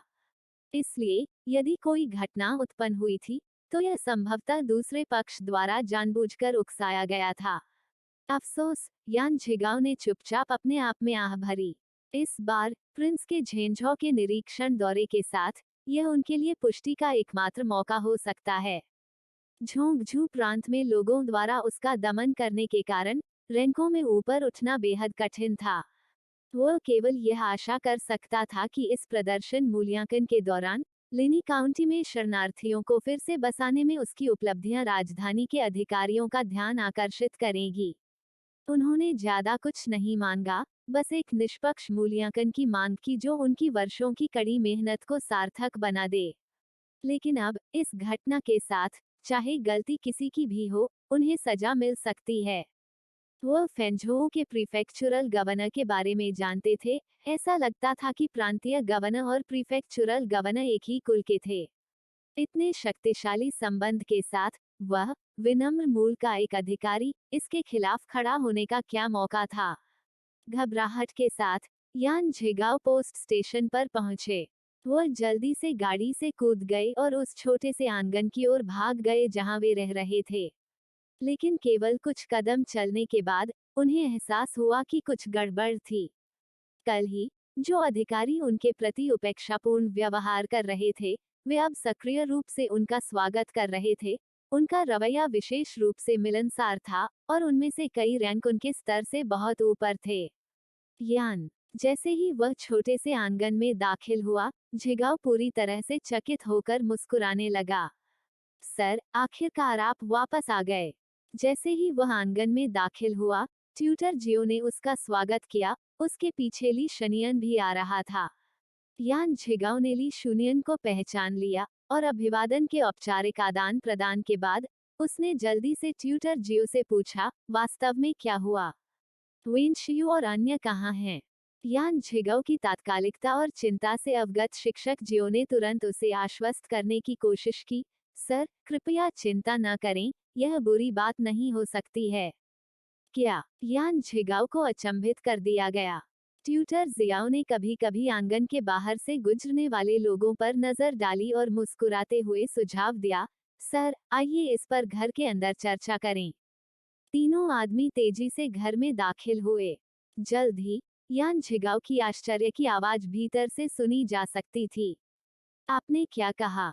फेंझोउ के प्रीफेक्चुरल गवर्नर जल्द ही दाओहुआ और अन्य लोगों से माफी मांगने के लिए अपने बेटे को लाने वाले हैं। यान झिगाओ वास्तव में आश्चर्यचकित था। फेंझोउ के प्रीफेक्चुरल गवर्नर और प्रांतीय गवर्नर के बीच संबंधों को अलग रखते हुए प्रीफेक्चुरल गवर्नर अपने से ऊंचे स्थान पर 5वें स्थान पर थे। भले ही इस घटना को प्रीफेक्चुरल गवर्नर के बेटे ने उकसाया था, फिर भी प्रीफेक्चुरल गवर्नर को व्यक्तिगत रूप से आने की कोई आवश्यकता नहीं थी। क्या वहां था? ट्यूटर जियो ने तुरंत घटना के कारण और उसके बाद की घटनाओं के बारे में बताया, प्रतिष्ठित युवा मास्टर पर जोर दिया, जिन्होंने दाओहुआ को किलिन जेड पेंडेंट दिया था। सुनने के बाद यान झिगाओ अंत में पूछने से पहले लंबे समय तक चुप रहे, दाओहुआ और अन्य लोग कहाँ हैं? जियो येयांग ने उत्तर दिया, उनमें झगड़ा हो गया और उन्हें कमोबेश कुछ चोटें आईं। सबसे बड़ी बेटी वर्तमान में उन्हें दवा दे रही है। यह सुनकर यान झिगाओ शांत नहीं बैठ सका। जैसे ही वह उनसे मिलने जा रहा था, यान वेंशियो और अन्य लोग कमरे में दाखिल हुए। पिताजी, आप वापस आ गए। यान वेंशियो का चेहरा खुशी से चमक उठा और उसकी पहले से तनावपूर्ण भावनाएं आखिरकार कम हो गईं। हालांकि ट्यूटर जियो वहां थे, यह उनके पिता की उपस्थिति थी जिसने वास्तव में उन्हें सांत्वना दी। यान झिगाओ ने उनकी चोटों के बारे में पूछताछ की और यह जानकर कि वे गंभीर नहीं थे, दाओहुआ की ओर मुड़े और अपने भीतर की उथल-पुथल को दबाते हुए शांति से पूछा, वो जेड पेंडेंट कहाँ है जो युवा मास्टर ने आपको दिया था? मुझे देखने दो। बिना किसी हिचकिचाहट के दाओहुआ ने जल्दी से जेड पेंडेंट को अपनी कमर से खोला और उसे सौंप दिया। यान झिगाओ ने ध्यान से प्राप्त किया जेड पेंडेंट, जो उत्कृष्ट हरे रंग के साथ गर्म जेड का एक टुकड़ा था, स्पष्ट रूप से एक दुर्लभ वस्तु थी जो बहुत अमीर या कुलीन लोगों के अलावा किसी और के द्वारा आसानी से प्राप्त नहीं होती थी। ट्यूटर जियो और ली शूनियन भी जेड पेंडेंट को देखने के लिए उत्सुक थे, लेकिन उन्हें दाओहुआ से सीधे पूछने में शर्म आ रही थी। काफी देर तक उसे सहलाने के बाद यान झिगाओ ने आखिरकार दाओहुआ को जेड पेंडेंट वापस सौंप दिया। यह जेड पेंडेंट बहुत मूल्यवान है, आपको इसे स्वीकार नहीं करना चाहिए था। यह सुनकर ली शूनियन ने आश्चर्य से यान झिगाओ को देखा, जबकि मास्टर जियो ने कोई प्रतिक्रिया नहीं दिखाई। पिछले कुछ वर्षों से यान झिगाओ के साथ रहने के कारण वह उस आदमी के अंतर्निहित बड़प्पन के बारे में जानता था। दाओहुआ ने फिर से जेड पेंडेंट पहना और वास्तव में कहा, मैंने जियो येयांग की जान बचाई, मुझे उससे जेड पेंडेंट स्वीकार करने में कुछ भी गलत नहीं दिख रहा है। यान झिगाओ ने अपनी सबसे बड़ी बेटी की ओर देखा, उसके होंठ हिल गए जैसे वो कुछ कहना चाहता था, लेकिन अंत में उसने अपने शब्दों को वापस निगल लिया। नीचे उसे इस तरह देखकर दाओहुआ मुस्कुराया, पिताजी, अगर आपको लगता है कि जेड पेंडेंट बहुत मूल्यवान है, तो अगली बार जब मैं जियो येयांग को देखूंगा, तो मैं उसे कुछ भी दे सकता हूँ। मुझे पता है कि जब आप किसी से उपहार स्वीकार करते हैं, तो आपको उसे वापस देना चाहिए। आपसी आदान प्रदान लंबे समय तक चल सकता है, मैं दिए बिना नहीं लूंगा। यान झिगाओ बोलना चाहते थे लेकिन उन्होंने खुद को रोक दिया। वास्तव में उनके घर में उपहार के बदले देने के लिए कुछ भी सार्थक नहीं था, और इसके अलावा यह भी अनिश्चित था कि वे भविष्य में उस व्यक्ति को दोबारा देख भी पाएंगे या नहीं। लेकिन ऐसे शब्द उनके लिए खुले तौर पर व्यक्त करने के लिए उपयुक्त नहीं थे, इसलिए उन्होंने अपना मुंह बंद रखना चुना और चुप रहे। जब वह नहीं बोले तो यान वेनकाई मदद नहीं कर सके, लेकिन बीच में ही बोल पड़े, सबसे बड़ी बहन, क्या हमारे पास कोई मूल्यवान चीजें भी हैं? दाओहुआ ने उत्तर दिया, आप किस बकवास की बात कर रहे हैं? हमारे परिवार में बहुत सारी अच्छी चीजें हैं। इन शब्दों पर सभी ने देखा, यहाँ तक मास्टर जियो ने भी उत्सुकता से दाओहुआ की ओर देखा। उसे यान परिवार की संपत्ति का अंदाजा था, जो एक औसत व्यक्ति की संपत्ति से थोड़ी बेहतर थी। वे काउंटी शहर के कुछ बड़े परिवारों के साथ तुलना भी नहीं कर सकते थे। यान वेनकाई दंग रह गए, मुझे यह नहीं पता था, हमारे पास क्या अच्छी चीजें हैं? मुझे बताओ, दाओहुआ ने जवाब दिया, मैं जो खाना बनाता हूँ, क्या वह कुछ अच्छा नहीं है? हर कोई दाओहुआ की वास्तविक अभिव्यक्ति को देखकर यान वेनशियू और बाकी लोगों ने एक साथ अपनी नजरें फेर ली, यहाँ तक मास्टर जियो और ली शूनियन ने भी असहजता से दूसरी ओर देखा। यान झिगाओ भी अवाक था। तो उनकी सबसे बड़ी बेटी जिस अच्छी चीज के बारे में बात कर रही थी, वह थी उसके द्वारा बनाया गया खाना। हाँ, सबसे बड़ी बेटी का खाना बनाना वास्तव में उत्कृष्ट था, लेकिन अमीर परिवारों के युवा मालिकों ने क्या नहीं खाया या देखा है? क्या वे उसके साधारण घर के बने भोजन को महत्व देंगे? उसने यह भी सोचा था कि शायद मैडम ने गुप्त रूप से कोई मूल्यवान वस्तु बचा ली है। सभी की असंबद्ध नजरों को देखकर दाओहुआ ने अपना मुंह सिकोड़ लिया। इसे भूल जाओ, उसे आगे समझाने की जहमत नहीं उठाई जा सकती थी, वे उसके स्थान के भोजन की महत्ता को कैसे समझेंगे? तभी नौकर अंदर आया। मास्टर, फेंझों के प्रीफेक्चुरल गवर्नर अपने बेटे को यह कहते हुए लाए हैं कि वो युवा मास्टर से माफी मांगना चाहते हैं। यान झिगाओ तुरंत खड़े हो गए और उनका स्वागत करने से पहले मास्टर जियो के साथ एक नजर डाली। दाओहुआ और अन्य वहीं रुके रहे। यान वेनकाई ने दाओहुआ की आस्तीन खींची, सबसे बड़ी बहन, क्या हमें बाद में उस प्रीफेक्चुरल गवर्नर के बेटे को माफ कर देना चाहिए?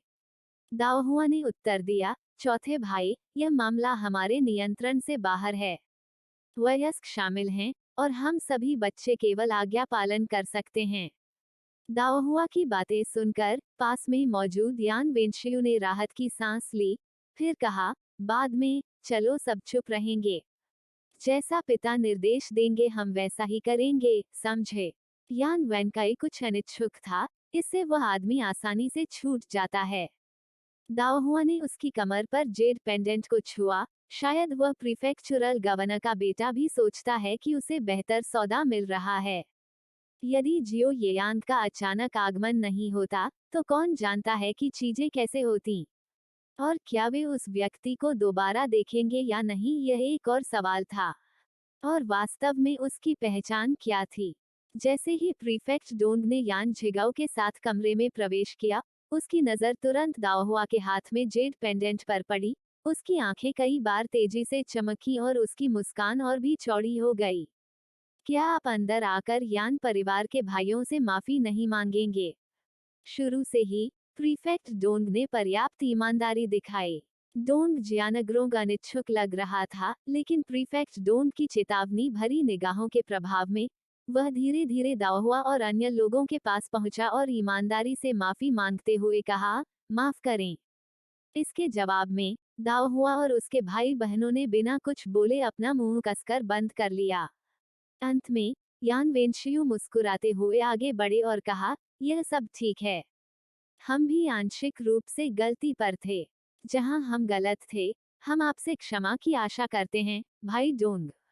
ये शब्द कहे जाने के बाद प्रीफेक्ट डोंग ने अंदर ही अंदर राहत की सांस ली और यान वेनशियू को अनुमोदन के साथ देखा। हालांकि वह यान परिवार और ऊपर के गणमान्य व्यक्ति के बीच के रिश्ते को नहीं जानता था, लेकिन उन्हें नाराज न करना ही सबसे अच्छा था। आज का मामला कोई गंभीर नहीं था, बस कुछ बच्चे हंगामा कर रहे थे। जब तक यान परिवार इस पर ध्यान नहीं देता, मामला सुलझा हुआ माना जाएगा। चैप्टर 79, अंकल से मुलाकात। लॉर्ड प्रीफेक्चर गवर्नर, आपकी यात्रा सुरक्षित हो। यान झिगाओ, मास्टर जियो और ली शनियन के साथ प्रीफेक्ट डोंग और उनके बेटे को आंगन से विदा करते समय मुस्कुराए और दोनों की नजरों से ओझल होने के बाद ही वे अपने कमरे में लौटने के लिए तैयार हुए। जैसे ही वे जाने के लिए मुड़े, हमेशा इंतजार करने वाले पोस्टमास्टर मुस्कुराते हुए आगे बढ़े। लॉर्ड यान, मैं कल हुए अपराध के लिए माफी मांगता हूँ। हमने आपके आधिपत्य के लिए एक नया आंगन तैयार किया है। कृपया अपनी यात्रा से हमें सम्मानित करें। यान झिगाओ ने पोस्टमास्टर की ओर देखा, जिसका चेहरा चापलूसी भरी मुस्कुराहट से भरा हुआ था, और मुस्कुराते हुए भावनाओं से भर गया। परेशानी के लिए धन्यवाद, पोस्टमास्टर। यान झिगाओ की ओर से कोई दोष न देखकर पोस्टमास्टर ने अंततः शांत होकर कहा, यह कम से कम हम कर सकते थे। यह हमारी गलती है कि हम अपना काम ठीक से नहीं कर रहे हैं, जिससे आपके आधिपत्य और आपके पुत्रों को असुविधा हो रही है। कृपया हमें इसके लिए कोई गलती न होने के लिए क्षमा करें, हम गहराई से आभारी हैं। यान झिगाओ फिर मुस्कुराए, पोस्टमास्टर, आप इसे बहुत गंभीरता से ले रहे हैं, यह कोई बड़ा मुद्दा नहीं है। यह समझ में आता है कि पोस्ट स्टेशन अपने कर्तव्यों के लिए शांगफू शहर आने वाले कई अधिकारियों के साथ व्यस्त है। पोस्टमास्टर ने बार बार सिर हिलाया, भावविभोर होकर कहा, आपके विचार के लिए धन्यवाद, माय लॉर्ड। बिना किसी देरी के यान झिगाओ ने उसे खारिज कर दिया। अपना काम जारी रखो, हम हैं, ठीक है। पोस्टमास्टर, हाँ, मैं अब आपके आधिपत्य को परेशान नहीं करूंगा। जैसे ही उसने यान झिगाओ को आंगन में लौटते देखा, पोस्टमास्टर ने एक रुमाल निकाला और उसके माथे से पसीना पोंछ दिया। कौन सोच सकता था कि एक दूरदराज के काउंटी मजिस्ट्रेट को इतना मजबूत समर्थन प्राप्त था। जब उसने कल प्रतिष्ठित युवा मास्टर को यान परिवार के युवा बेटों के साथ इतनी अच्छी तरह से घुलते मिलते देखा, तो उसके पैर डर से जेली में बदल गए थे। आप बहुत तेज नजर रखें और भगवान की मदद करें। यान और उसके बेटे बिना किसी लापरवाही के सावधानी से नए प्रांगण में चले जाते हैं। पोस्टमास्टर ने जाने से पहले अपने पीछे चल रहे सरकारी अधिकारियों को एक बार फिर निर्देश दिया। कमरे में दाओहुआ और यान वेंक्सियू प्रीफेक्ट डोंग द्वारा छोड़े गए चांदी के नोटों का निरीक्षण कर रहे थे। यान वेंकाई ने आश्चर्य से कहा, प्रीफेक्ट डोंग वास्तव में उदार है। केवल कुछ गमलों में लगे पौधों के लिए उसने हमें 500 टन चांदी दी। यह सुनकर दाओहुआ नाराज होगी। चौथा भाई, सिर्फ कुछ गमलों में लगे पौधे से आपका क्या मतलब है? इन्हें मेरे और तीसरे भाई ने बड़े परिश्रम से पाला था, जो हमारे चाचाओं के लिए उपहार के रूप में थे। वे मेरे मामाओं के प्रति मेरे स्नेह को दर्शाते हैं। क्या आप समझते हैं स्नेह क्या है? इसे कुछ 100 टन चांदी के साथ नहीं खरीदा जा सकता है। जैसे ही यान झिगाओ, मास्टर जियो और ली शूनियन ने कमरे में प्रवेश किया, उन्होंने सुना कि दाओहुआ को क्या कहना था। मास्टर जियो ने हंसते हुए कहा, सबसे बड़ी लड़की सही है, किसी के दिल में स्नेह को पैसे से नहीं मापा जा सकता है।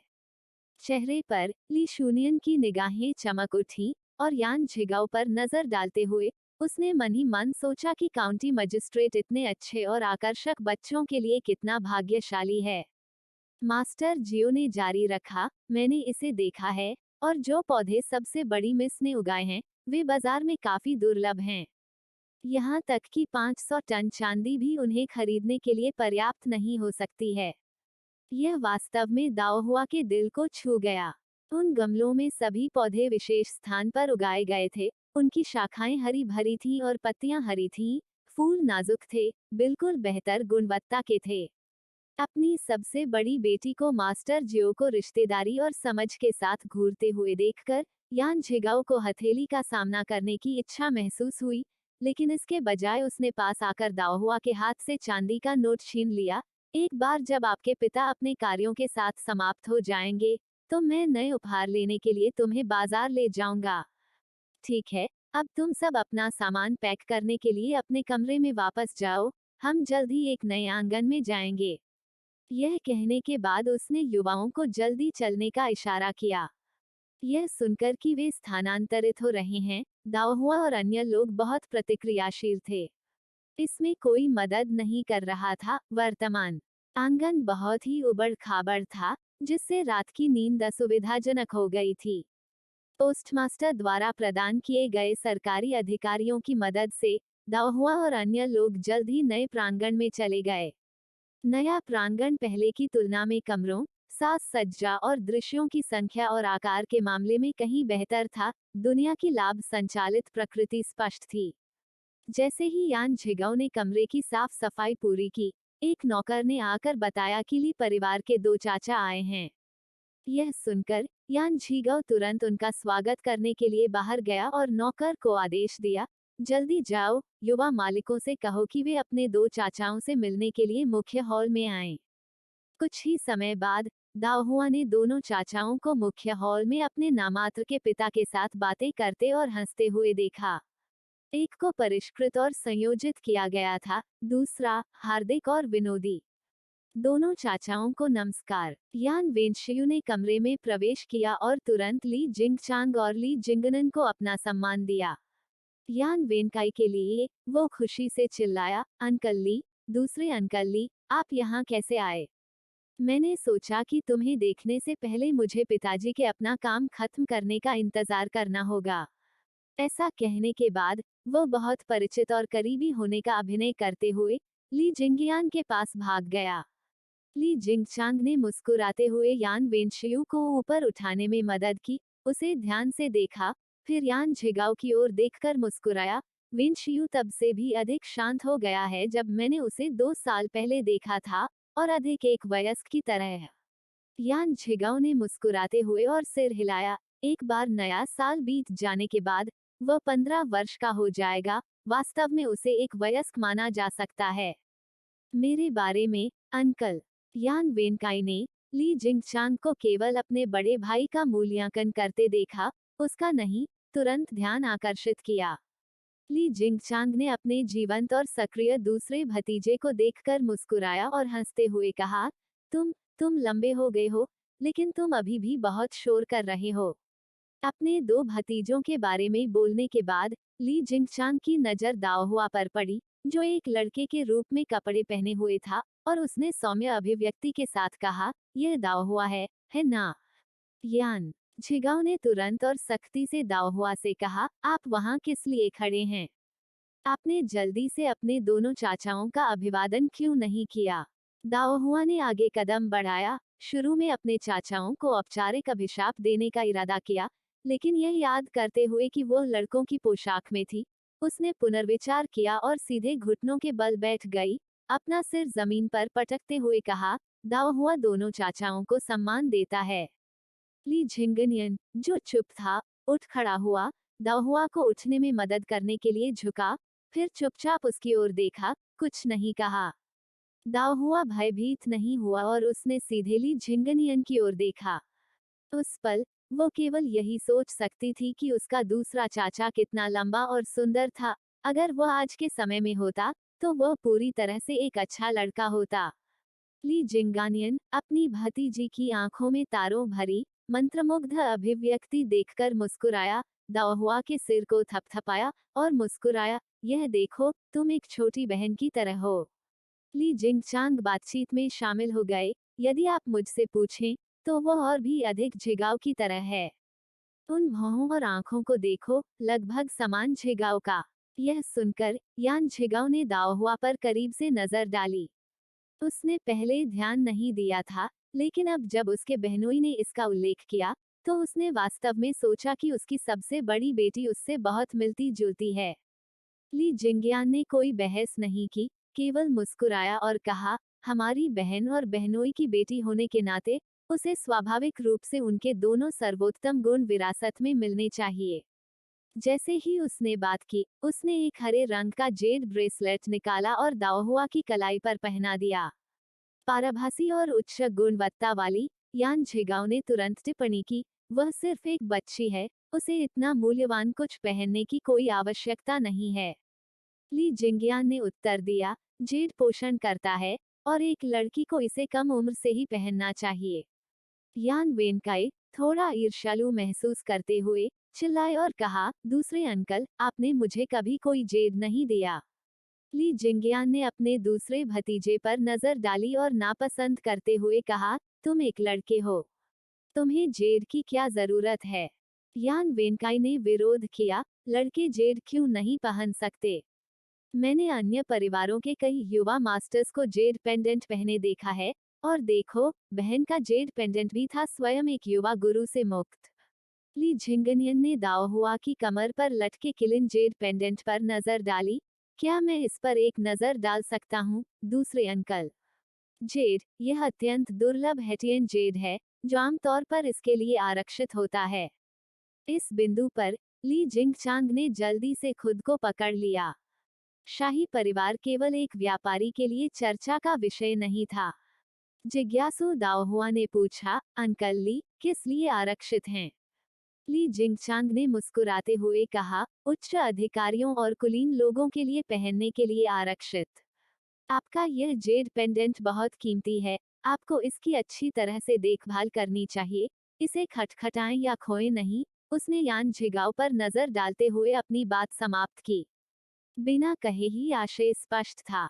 आखिरकार दाओहुआ सिर्फ एक बच्चा था, जेड पेंडेंट कीमती था, और ऐसे जेड पेंडेंट पहनने वालों की स्थिति और भी अधिक प्रतिष्ठित थी, कोई लापरवाही नहीं हो सकती। यान झिगाओ ने अपने जीजाजी का मतलब समझा और सिर हिलाया। जब हम वापस आएंगे, तो मैं उसकी मां को इसकी अच्छी देखभाल करने को कहूंगा। दाओहुआ ने आपत्ति जताने के लिए अपने होंठ हिलाए, लेकिन वयस्कों के चेहरे पर गंभीर भाव देखकर वह समझदारी से चुप रही। चैप्टर 80 प्रीफेक्चुरल गवर्नर को प्रचारित किया गया। वेनशियू, आप लोग आज अच्छी तरह से आराम करें, और कल आपके दूसरे चाचा आप सभी को प्रीफेक्चुरल शहर में एक अच्छी सैर के लिए ले जाएंगे। आंगन में बसने के बाद अधिकारियों की एक धारा यान झिगाओ का दौरा करने लगी। ली जिंगचांग और ली जिंगनियन अधिक समय तक नहीं रह सके, थोड़ी देर बात की, फिर जाने के लिए तैयार हो गए। यान झिगाओ को अन्य अधिकारियों का मनोरंजन करना था, इसलिए मेहमानों को बाहर देखने का कर्तव्य उनके सबसे बड़े बेटे यान वेनशियू पर आ गया। वेनशियू के कंधे, ऐसी औपचारिकताएं क्यों कहें? आप बचपन से ही हमेशा इतने विनम्र रहे हैं। आखिरकार हम आपके चाचा हैं। क्या यह उम्मीद नहीं की जाती कि हमें चीजों में आपकी मदद करनी चाहिए? बोलते हुए उसने गहरी सांस ली। आप अपने आप पर बहुत अधिक कठोर मत बनो और बहुत अधिक दबाव मत लो। पढ़ाई जरूरी है, लेकिन फिर भी आपको मौज मस्ती करने की जरूरत है। तुम्हारे पिता अभी घर पर सब कुछ संभाल रहे हैं, आपको चिंता करने की कोई आवश्यकता नहीं है। चिंता के इन शब्दों को सुनकर यह कहना गलत होगा कि यान वेनशियू प्रभावित नहीं हुआ। हालांकि बचपन से ही उनके मितभाषी स्वभाव के कारण वह निश्चित थे कि अपनी भावनाओं को कैसे व्यक्त करें, इसलिए उन्होंने चुपचाप सिर हिला दिया। ली जिंगचांग ने मुस्कुराते हुए कहा, हम मूल रूप से आपको अपने घर पर रहने के लिए ले जाने के इरादे से यहाँ आए थे, लेकिन अब की स्थिति को देखते हुए ऐसा लगता है कि आप नहीं जा पाएंगे।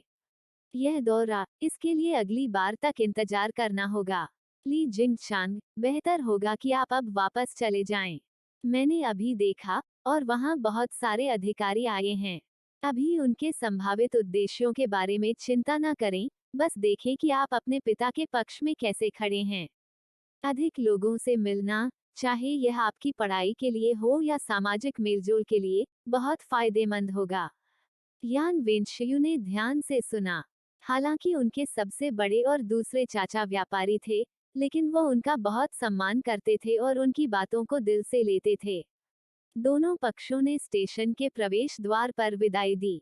यान वेनशियू तब तक इंतजार करना चाहता था जब तक ली झिंगचांग और ली झिंगनियन रवाना होने से पहले अपनी गाड़ी में नहीं चढ़ गए, लेकिन उन्होंने जोर देकर कहा कि वह पहले जाएं। जब तक वे यान वेनशियू की आकृति नहीं देख पाए, तब तक ली भाई अपनी गाड़ी की ओर नहीं बढ़े। प्रीफेक्चुरल शहर में खबर तेजी से फैल गई, खासकर स्टेशन के प्रवेश द्वार पर बार बार आने जाने वालों के साथ। जल्द ही लोगों को पता चला कि ली भाई और यान परिवार विवाह से संबंधित थे। दोनों को गाड़ी में चढ़ने में जो कम समय लगा, उसमें उन्हें ढेर सारी बधाइयां मिली। किसने सोचा होगा कि वांजन बिल्डिंग का प्रमुख हमें बधाई देने के लिए पहल करेगा। गाड़ी में चढ़ने के बाद मनोरंजन के संकेत के साथ ली झिंगनियन ने कहा। प्रीफेक्चुरल शहर में ली परिवार का व्यवसाय भव्य नहीं था, कोई महत्वपूर्ण समर्थन नहीं था, बमुश्किल तीसरे दर्जे के व्यापारी घराने के रूप में रैंकिंग की जाती थी। इसके विपरीत वांजन बिल्डिंग का सन परिवार झेंझौ प्रांत में एक प्रतिष्ठित व्यापारिक कुलीन परिवार था। आमतौर पर भले ही ली परिवार दर्शकों की तलाश करता हो, वे संभवतः वांजन बिल्डिंग के प्रमुख की झलक भी नहीं देख पाते। ली जिंगचांग ने गाड़ी के पर्दे के एक कोने को उठाया और हलचल भरे स्टेशन के प्रवेश द्वार का सर्वेक्षण किया। उनकी अभिव्यक्ति गंभीर हो गई। इस बार यह अभी भी अनिश्चित है कि यह यान परिवार के लिए आशीर्वाद होगा या अभिशाप। ली जिंगनियन अपने भाई की चिंताओं को समझा। क्लीन जेड पेंडेंट के मालिक का रुतबा बहुत ऊंचा था और यान परिवार, बिना किसी बुनियाद का एक विनम्र परिवार, अगर सावधानी न बरती जाए तो सत्ता संघर्ष में आसानी से हताहत हो सकता है। फिर भी अपनी भतीजी की तेज और चालाक आंखों के बारे में सोचते हुए वह मुस्कुराया, यह कोई आपदा नहीं होगी। दाओहुआ चतुर है। यदि जेड पेंडेंट संभालने के लिए बहुत गर्म हो जाता है तो वह इसे नहीं रखेगी। यह सुनकर ली जिंगचांग ने मुस्कुराते हुए कहा, वह लड़की हमारे लिए एक बहन की तरह है। हाल के वर्षों में यान परिवार में उसके लिए यह आसान नहीं रहा है, लेकिन मैंने सुना है कि दाओहुआ लिन्नी काउंटी जाने के बाद वह अपनी मां के लिए बहुत खड़ी हुई। ली झिंगनियन की मुस्कान चौड़ी हो गई, वह उद्दंड भावना मेरे जैसी ही है। ली झिंगचांग ने अपने कम उम्र के छोटे भाई पर तिरछी नजर डाली। दाओहुआ एक लड़की है, अगर वह सचमुच तुम्हारे जैसी होती तो हमारी बहन को सचमुच सिर दर्द होता। ली जिंगनन ने असहमति जताते हुए कहा, मुझे लगता है कि यह इस तरह से काफी अच्छा है। थोड़ा जिद्दी होने का मतलब है कि उसे धमकाया नहीं जाएगा। हमारी बहन बहुत दयालु है और यही कारण है कि वह इतने वर्षों से उस उपपत्नी द्वारा अरौंदी जा रही है। आह, ली जिंगचांग ने आह भरी, वह भी हमारे ली परिवार की खातिर ऐसा कर रही है। आप अच्छी तरह से जानते हैं कि व्यापारियों के प्रति झिगाव का रवैया क्या है। ली जिंगानियन ने कहा, यह स्पष्ट है। हम व्यापारियों के बिना हर जगह माल कैसे प्रसारित होगा और व्यापार कैसे होगा। मुझे लगता है कि कुछ लोग सिर्फ हैं मूर्खता की हद तक पुस्तक स्मार्ट। यह सामाजिक माहौल है, आपको ऐसी टिप्पणियों से बचना चाहिए। बाद के दिनों में यान झिगाओ या तो गवर्नर के कार्यालय में थे या उन्हें अन्य अधिकारियों द्वारा यात्रा के लिए आमंत्रित किया गया था। इस बीच दाओहुआ और अन्य ली जिंगनन की कंपनी में पूरे झोंगझो प्रांत का दौरा करने में कामयाब रहे। इस अवधि के दौरान ली झिंगनियन उनके कहने पर थे और उनके लिए कुछ भी खरीद रहे थे जो उन्हें पसंद था। यहाँ तक कि वेंताओ को भी कई उपहार मिले जिससे उन्हें काफी शर्मिंदगी महसूस हुई। जो कोई उपहार लेता है वह अक्सर अपनी स्वतंत्रता बेचता है। नकली बच्चा दाओहुआ को भी अजीब लगा और वह केवल प्रशंसा ही कर सका, दूसरे अंकल, आप वास्तव में बहुत दयालु हैं। मैं वास्तव में आपके लिए, चाची, और मेरे पुरुष और महिला चचेरे भाइयों के लिए भी उपहार लाया था, लेकिन उन्हें किसी ने बर्बाद कर दिया। ली जिंगियान को इस मामले के बारे में पता था। यदि उनके उपहार के रूप में गमले में लगे पौधे को पुनः प्राप्त नहीं किया गया होता तो दाओहुआ और अन्य लोग फेंझोउ के प्रीफेक्चुरल गवर्नर के बेटे के साथ नहीं भिड़ते। हालांकि वह अपने दिल में खुश था, फिर भी उसने कहा, अगली बार आप इतने लापरवाह नहीं हो सकते। प्रीफेक्चुरल शहर लिनी काउंटी जैसा नहीं है, न ही यह आपके देहाती गृहनगर जैसा है। यहाँ कई रईस हैं और आप कभी नहीं जानते कि आपका सामना किससे हो सकता है। युवा, लेकिन उसे पहले से ही स्थितियों को संभालने में औचित्य की भावना थी, इसलिए उसने उसे व्याख्यान देना जारी नहीं रखा। इस बीच झोंगझू प्रांतीय गवर्नर के कार्यालय में यह प्रदर्शन रिपोर्ट यान झिगाओ द्वारा अब तक अनुभव की गई सबसे सहज थी। अतीत में प्रत्येक यात्रा कठिनाइयों का हिस्सा लेकर आती थी, लेकिन इस बार कठिनाइयों का तो जिक्र ही नहीं। यहाँ तक कि उनके तत्काल वरिष्ठों ने भी उनके साथ दयालुता और मुस्कुराहट के साथ व्यवहार किया। वह समझ गए कि यह सब उस प्रतिष्ठित युवक के कारण था जिसे उनकी सबसे बड़ी बेटी ने बचाया था। उन्होंने इन दिनों विभिन्न स्रोतों से पूछताछ की थी। हालांकि उन्हें कोई खास खबर नहीं मिली, लेकिन उन्हें पता चला कि वो युवक इस समय प्रिंस रूई के ठीक बगल में था। एक राजकुमार या प्रिंस रूई का बेटा। यान झिगाओ ने इसके बारे में ज्यादा सोचने की हिम्मत नहीं की। इस समय उसकी भावनाएं अत्यंत बेचैन करने वाली थीं। उन्हें पूर्वाभास हो गया था कि इस बार उन्हें वास्तव में पदोन्नत किया जाएगा। गवर्नर कार्यालय के मुख्य हॉल में प्रांतीय गवर्नर डोंग जियानचेंग वर्षों से यान झिगाओ की राजनीतिक उपलब्धियों की समीक्षा कर रहे थे। सराय में हुई घटना की सूचना उनके सबसे बड़े बेटे ने उसी दिन उन्हें दी थी। हालांकि उन्हें अभी भी नहीं पता था कि लिटिल प्रिंस का यान परिवार के युवा मास्टर के साथ क्या संबंध था।